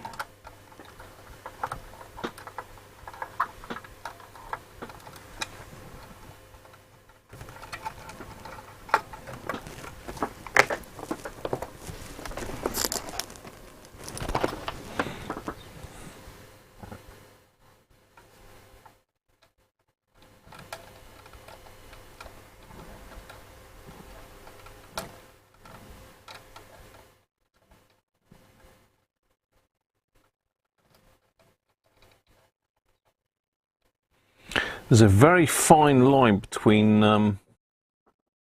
good and bad on this.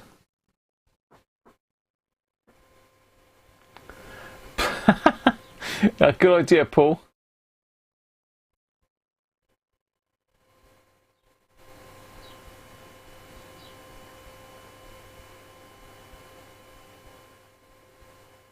Oh, I see what you're saying, Paul. Okay. Well, we could try that. I've got stacks of these LEDs, so we could try that in a minute. Let's see if I can get it out. I don't think I can get it out now. Can I get that out without bending it?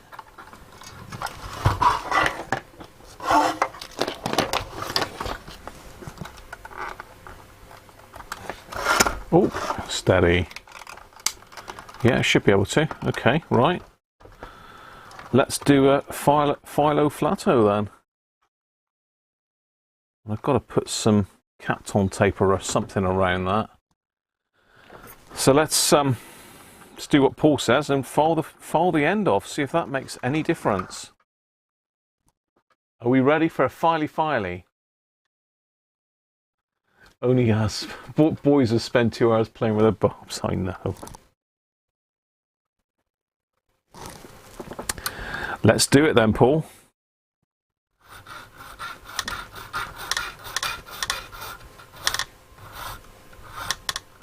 As I say, I've got about 50 of these bulbs, so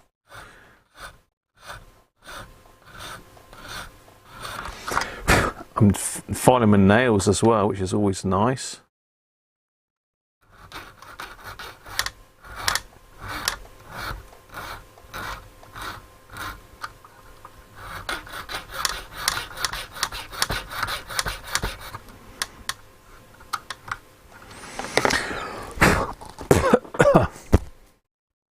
Probably shouldn't have done that.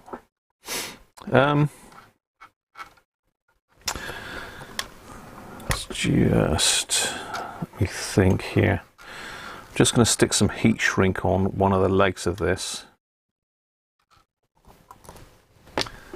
while I think of it. It's already frosted, Paul. It's a frosted LED. So I don't think we're going to gain a lot, but I'll try it, mate, you know? You just never know.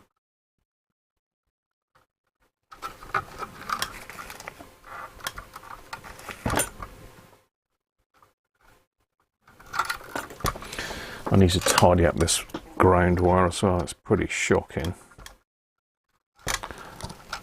Let's get a little bit of heat shrink sleeve in. Heat shrink sheathing, what am I trying to say?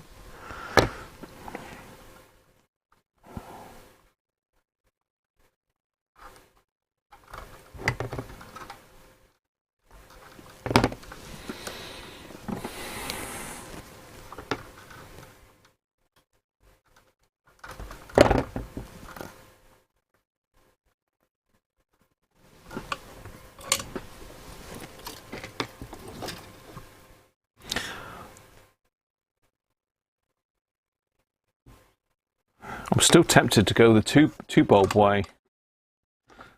Stick one up the other end as well, but I think I'd need to mount it on the side if I was going to do that. On the side. Right. So I need a bit of heat shrink that I've just cut. It needs to be able to cover the leg up to there. So cut a little bit off, a bit tight.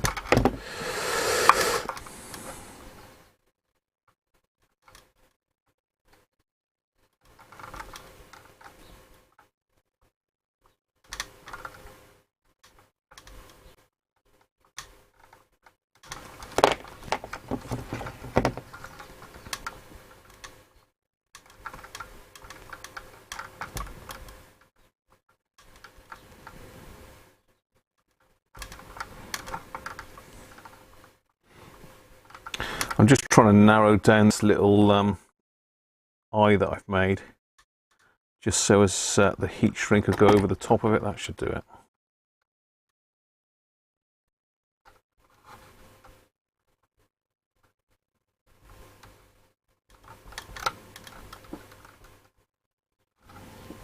Oh, put the bloody heat shrink. I thought I put that on.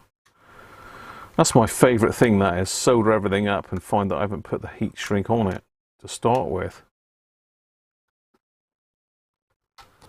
That's my favourite thing to do. So you can see I'm getting a bit more permanent now by putting the heat shrink on. Is this going to be the final fix? Or do we need to mess about with a second LED? I don't know. I think that looked pretty good, the last effort. I've just got to get it fixed in exactly the right place now. That's the next big hurdle. It's going to have to be hot glue. I can't think of any other nastier method of fixing it than hot glue.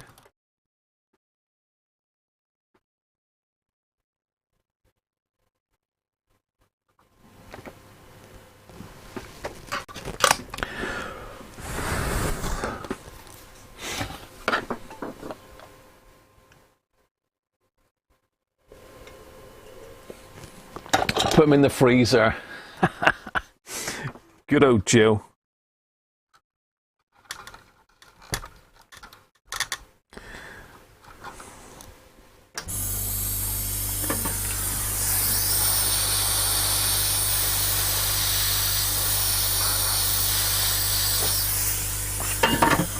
Right, let's just stop us shorting out now.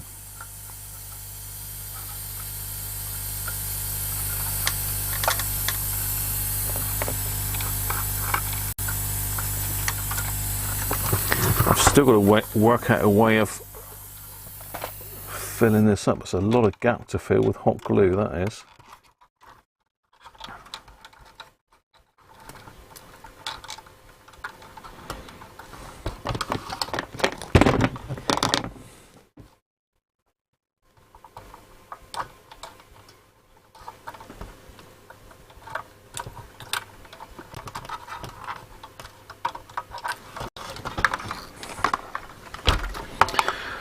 Dress some of these wires back in.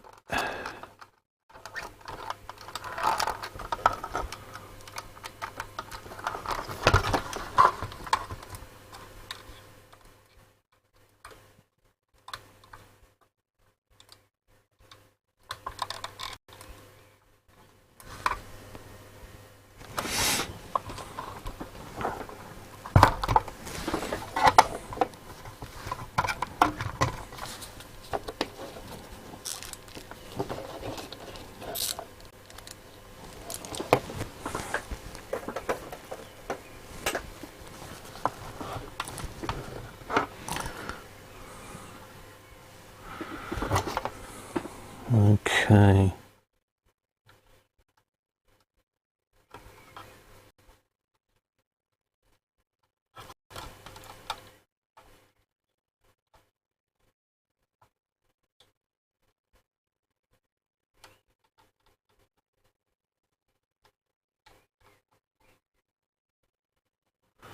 That's it there, really. That's as best as it's going to get. Thanks, Rob. It's quite a nice flare over this side now, look. So yeah, I think that might have made it less glary here, Paul. Yeah, I think you're right. We just need to hot glue the thing in the right position. So let's get the hot glue gun. I'm going to use the blue heat mat. I find that a lot easier with a hot glue gun.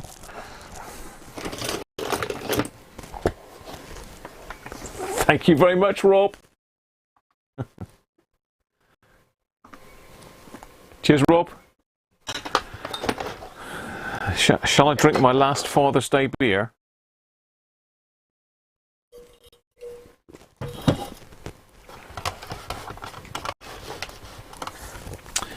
Right, let's get the hot glue gun. Let's see if we can fix this LED. I don't think I'm going to go with the two LEDs. I think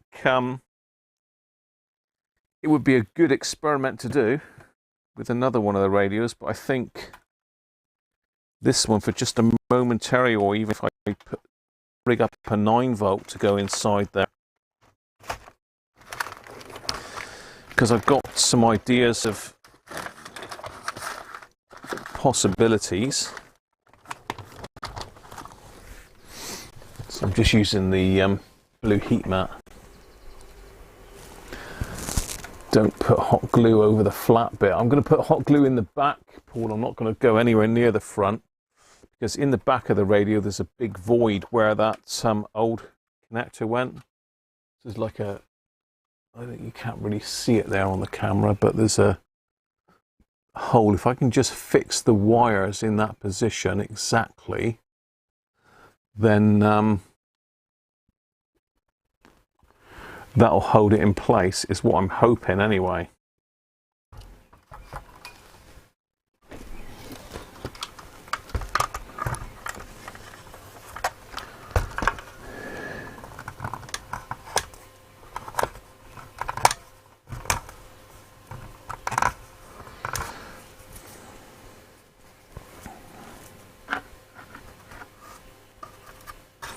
That's what I'm hoping.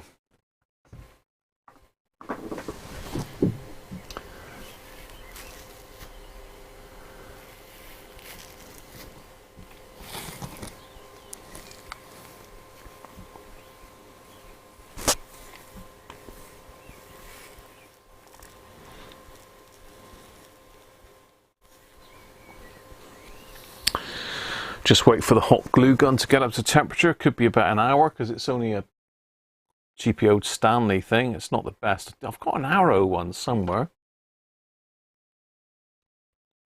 I don't know where it's gone.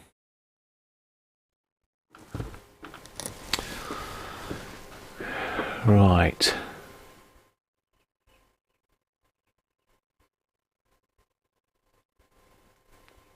Yeah, I hear what you're saying, Anthony, about a warm white LED, and I think you're right, but end of the day, I've got no warm whites. They all seem to be this bright white or nothing job, don't they? That one works very well with that resistor, though, so the other thing I need to do is just get that resistor and put it on the other side of the board. Tidy it all up a bit. That's easy enough to do. We'll get that done. Then we'll get it back together for a final test. So I'm thinking options for batteries on this. It's not going to be a massive current draw. Do I want the LED on all the time, or do I not?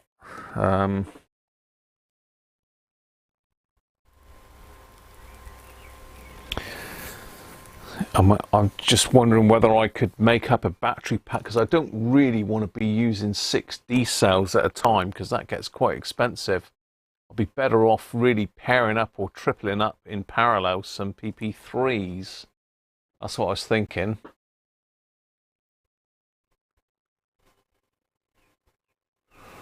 No, you definitely can't, Paul. I think you've already done it, Paul. Yeah.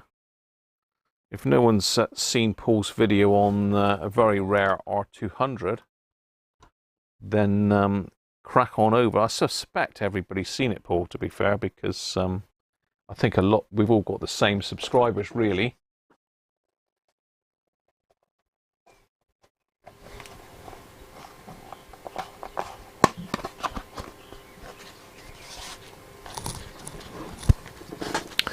Now, what have I done with my calipers? Have I thrown them on the floor? It's amazing how things disappear in here, I'll tell you.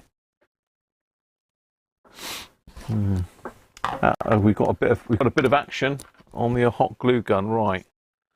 So let me make sure we haven't moved. Don't appear to have moved. So I need to sort of try and fill up.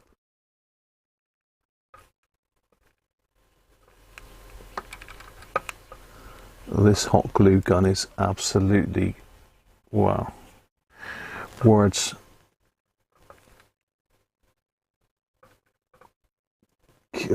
No, it's not quite up to temperature yet, although it's melting, but doesn't appear to be coming out the end.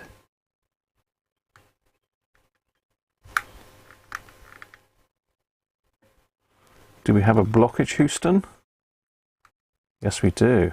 Okay. Whoa, yes. Now we're in. Now we're in. and it's just run out. It's just literally run out. I'm going to need another hot glue stick now. Crazy thing that is. A crazy old hot glue gun.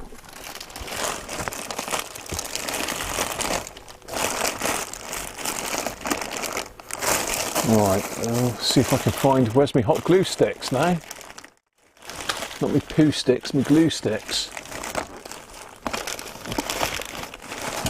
Oh, come on, this is where you live. Here we are.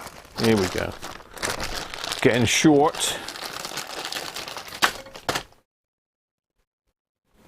And that one looks like I've done that one by hand.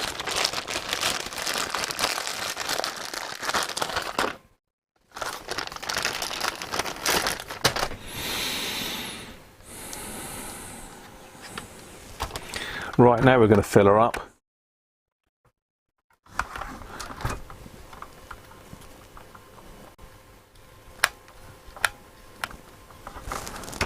We don't want it coming out the front.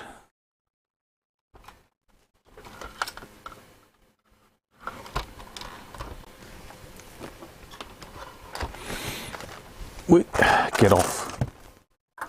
There's hot glue everywhere now.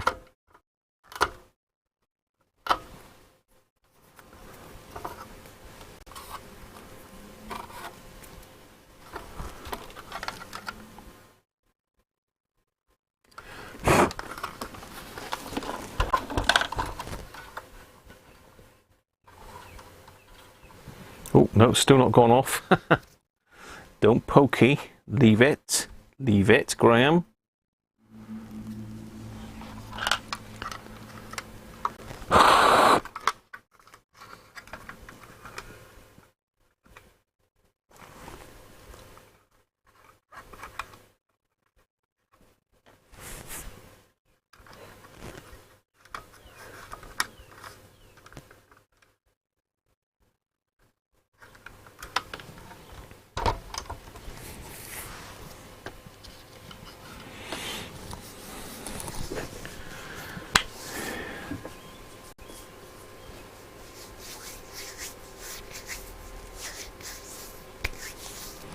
Yeah, it'd be interesting to see your new handle, Paul, when you get there.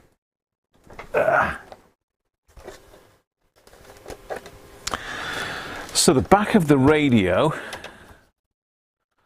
let's get me bearings here a minute. So that sits down about there. So the back of the radio, there's a hole big enough there to squeeze, I reckon, at least 2 PP3s in.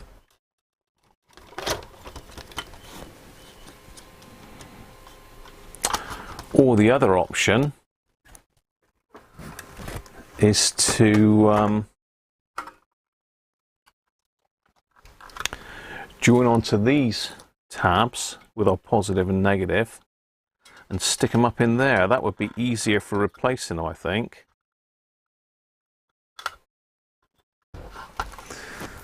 So that's let's get that done. Let's get it done. Let's get it so as Mrs. Cruncher can use it. Just wait for that to cool down now. So yeah, I think that's going to give us a permanent battery. That'll give us a permanent light, but I don't think we're going to need a permanent light. Do we need it lit permanently all the time? We don't, do we really? It's just push the button to see where you're tuning and then take your finger off when you're tuned to where you want. Three batteries in parallel. 3 PP3s. Yeah, I hear what you're saying, Les, but when you look at cost, I mean, I've got a pack of PP3s. So if I dig out 3 Duracells there.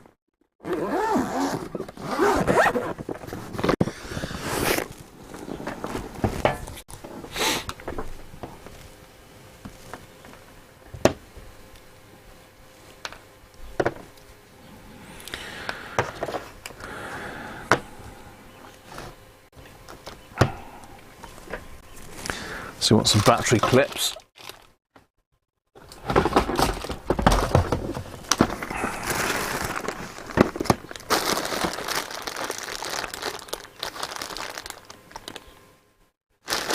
Yeah, 3 of those.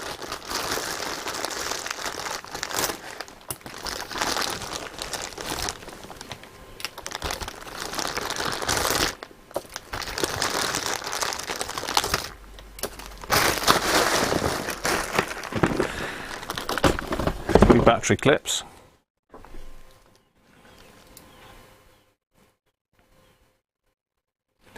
So join them all together.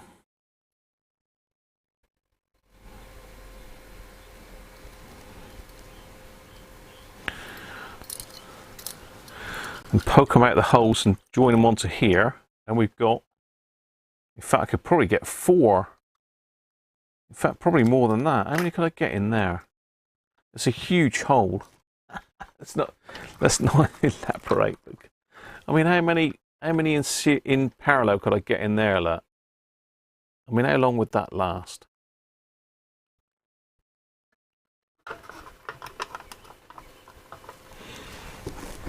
How many have I got?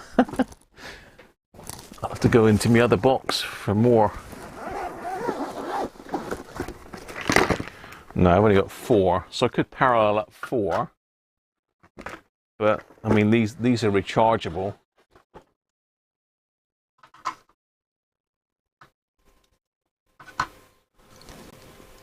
So you could make a pretty huge battery pack for that, couldn't you? You could make a big old battery pack for that. And if you just, I'm not quite in shot there, am I? But I've just put 7 in there. I mean, how many could you get in there? It would last forever, wouldn't it? Buy a pack of 10. What have we got other batteries? Mrs. Cruncher's had a bit of a tidy up here. I did have a plastic container with all my batteries in. What's happened to those? Because I know the stuff got moved into here. No.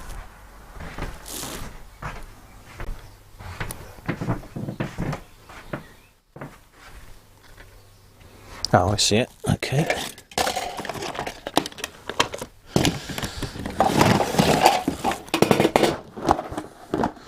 Maybe I haven't got any more then. I did have a box of 10 of them, but I think I've used them all then. Yeah, okay.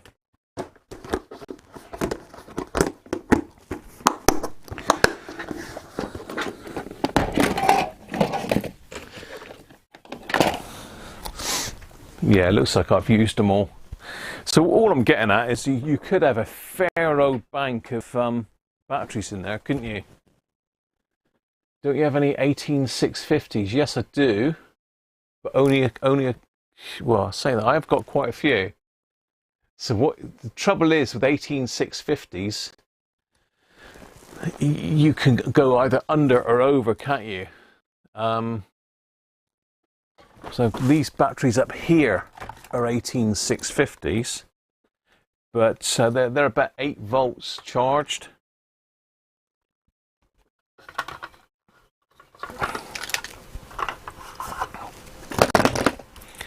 So could stick. Could I get one of those in there? Yeah, I could probably get one of those in there and connect it up to there. Let's try that.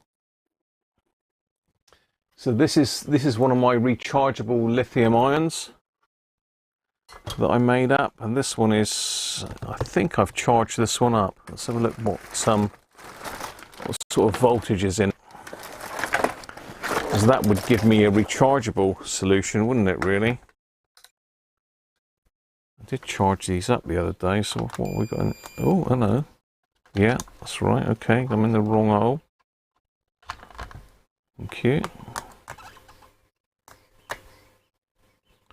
7.5 volts, that one is. What are these?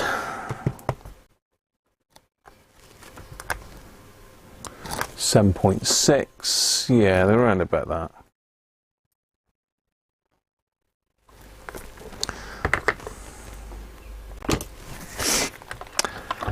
So I could mount one of those in there. I think that would fit. Pop the connector out there. Let's just pinch one off of there for now.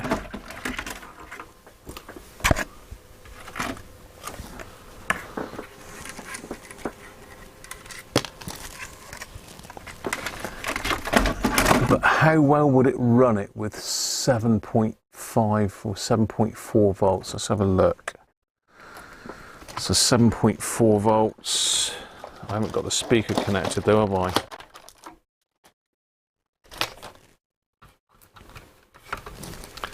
So that does fit in there, look.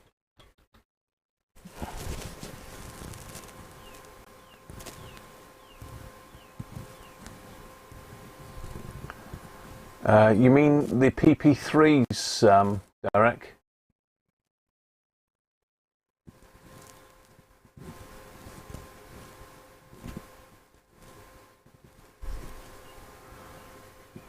Upper and lower sideband should be good. So we got 3 18650s in one of these. I'm just wondering if I could get that out of those holes.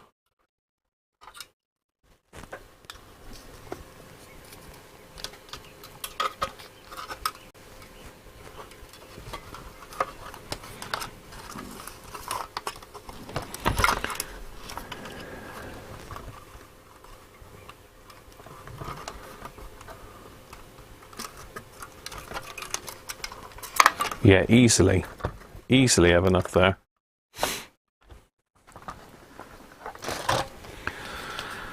So let's do it. Let's do it. Let's convert it to PP9.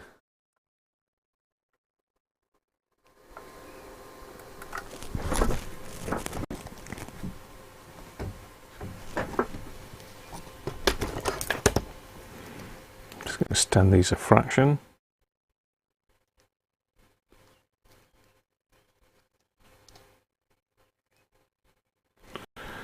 So then I don't have to have the light on all the time.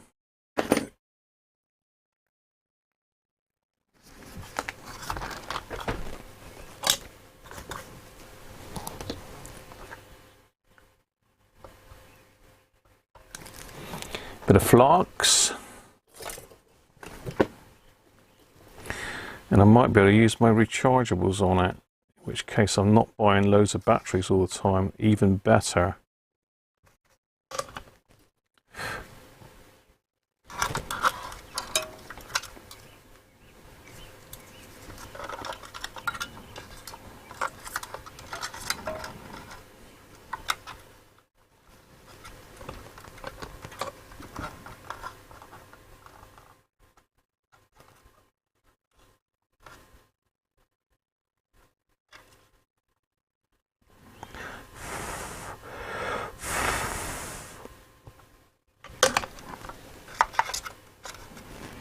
One.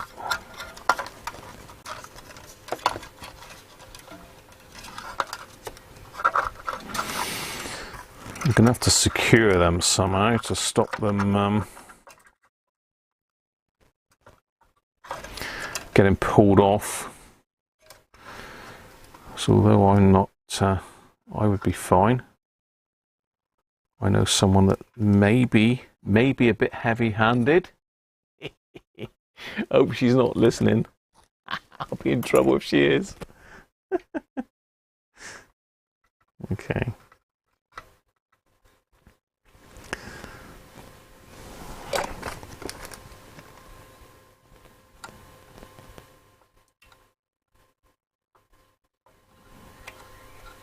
Come on.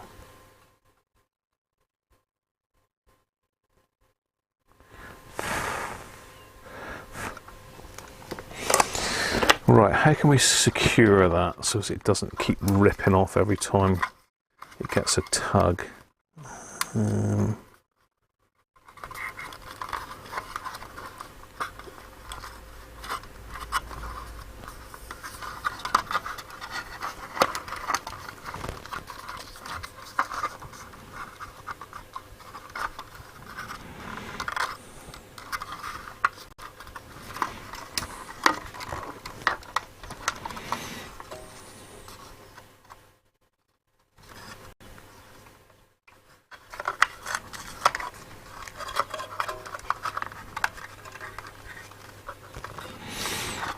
There's not really any way to secure that without drilling holes in.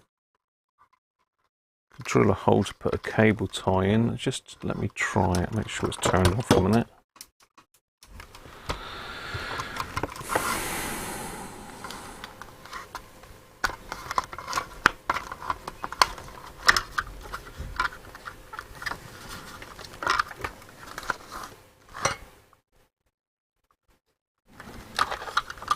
I mean, that actually fits very well.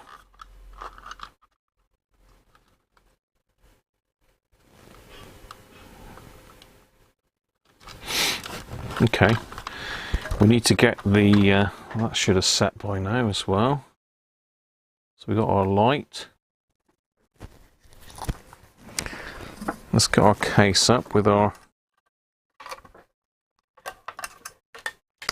I mean, our light won't be so bright because we're only 7.4 volts instead of 9, but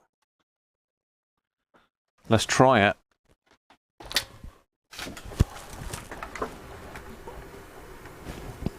How about the adjustable battery pack I have?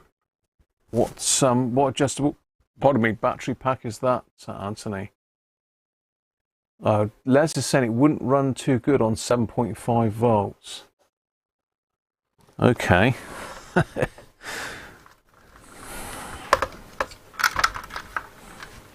Let's try it and find out. Let's try it the hard way.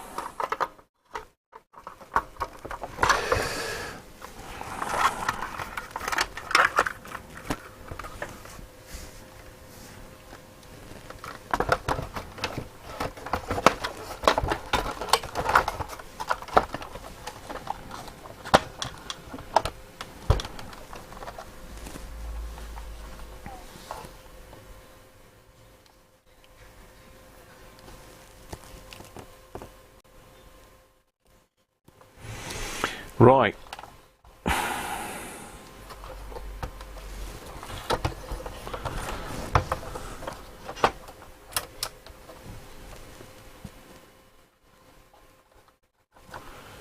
Okay, I've got to be down there.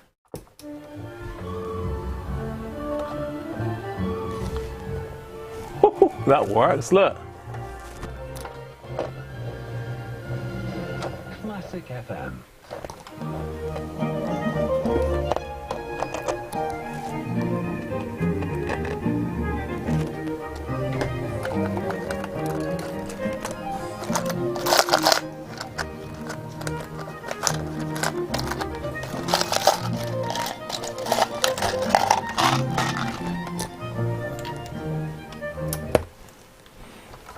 Just want to get it a bit more usable a second. Apologies for the dim light, but it's going to pop a volume control in it and see what it does on.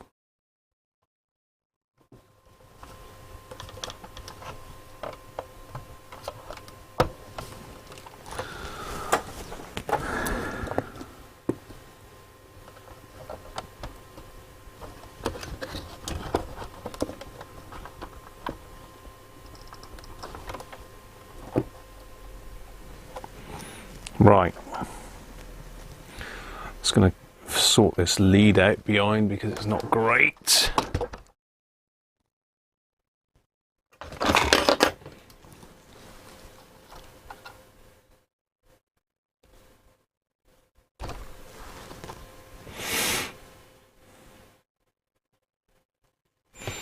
Okay,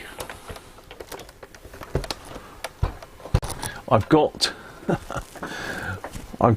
everything connected up, so let's switch it on.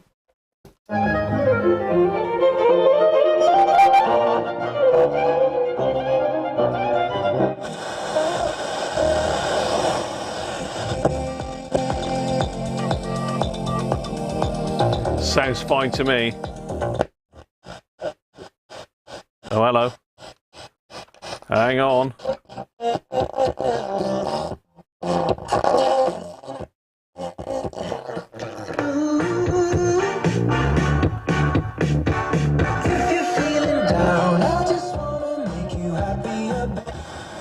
Hanging on the wall, but I can't see.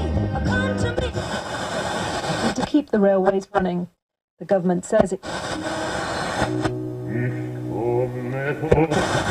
Northbound side at Stafford South, that's heading up towards Stafford North. A little bit slow there as well. There was a broken down vehicle. Quick look at the M62, that queue is still there. It's on the westbound side from Tingley at 28 to junction 27, so around the roadworks section.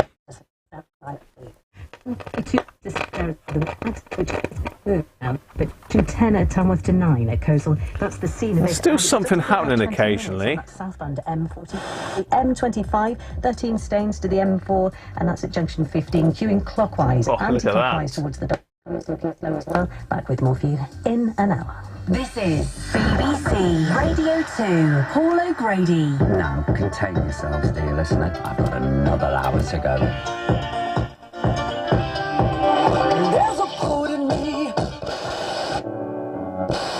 Head of the British Army.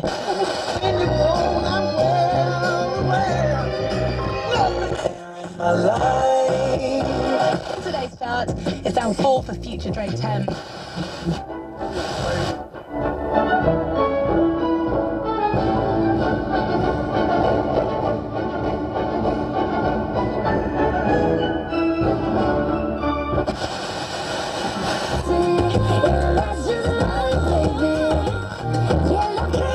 I need to turn the bass down, but I haven't got the knob in.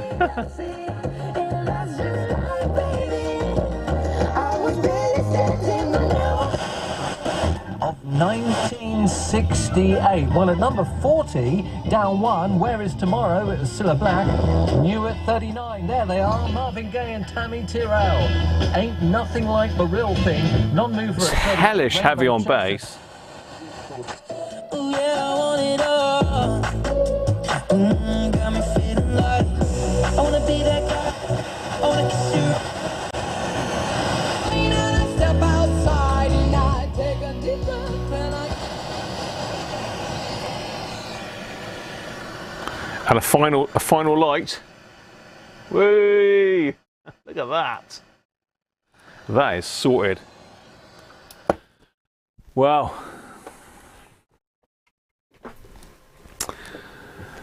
I think we have come to a sort of natural finish. Let me get some of my lights back on here. Let's get some lights back on here. I think that is done, isn't it? It's very bassy.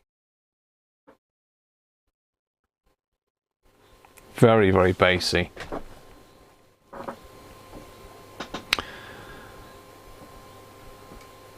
Can you hot glue it? Terminals, you might get some distortion at high volume levels with a lower voltage, but should be okay. Yet, to be fair, this is background music only, very low background music. I did want a set that was a bit bass heavy, because one of the things with bass, usually at low volumes, you lose a lot of the bass. But I think this one, because it's bass heavy at lower volumes, will still get a really good bass on it. So yeah, I think that's a good result. So I've still got some bits to do, but really that is the finished article, I think. I've got to stick that resistor in properly. I've got to pop that in the front of the board. I've got to put some of the padding back in. Lots and lots of stuff, but yeah, really pleased with that. I've got to put a felt pad around this one. Stop it rattling. I'm going to see if I've only got one other station marker. Could do with a few station markers. There's only one on this one. There's one on the other one, so that gives me two. But it's quite. I mean, they're just so slack. It's easy to knock them. So they're not really. It's just for looks, and we're not really overly worried about looks.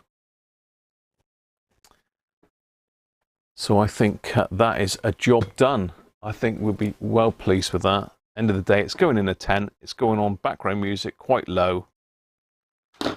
I was tempted to do I mean, I might still do that, but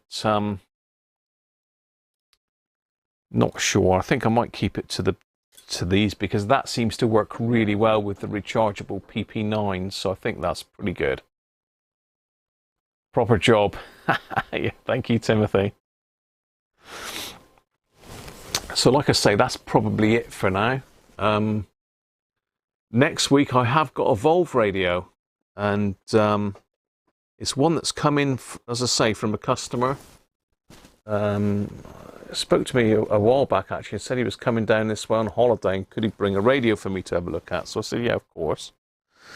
And it's quite a long, I don't know if it's a Philips, but it's either a Philips or a Cosser. It's one of those long sort of table radios.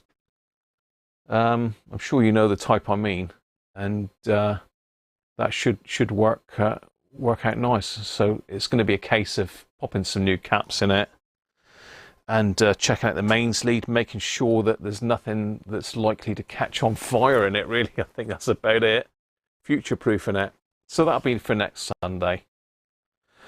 So with that, thanks very much for everybody that's put super chats in today. Much appreciated.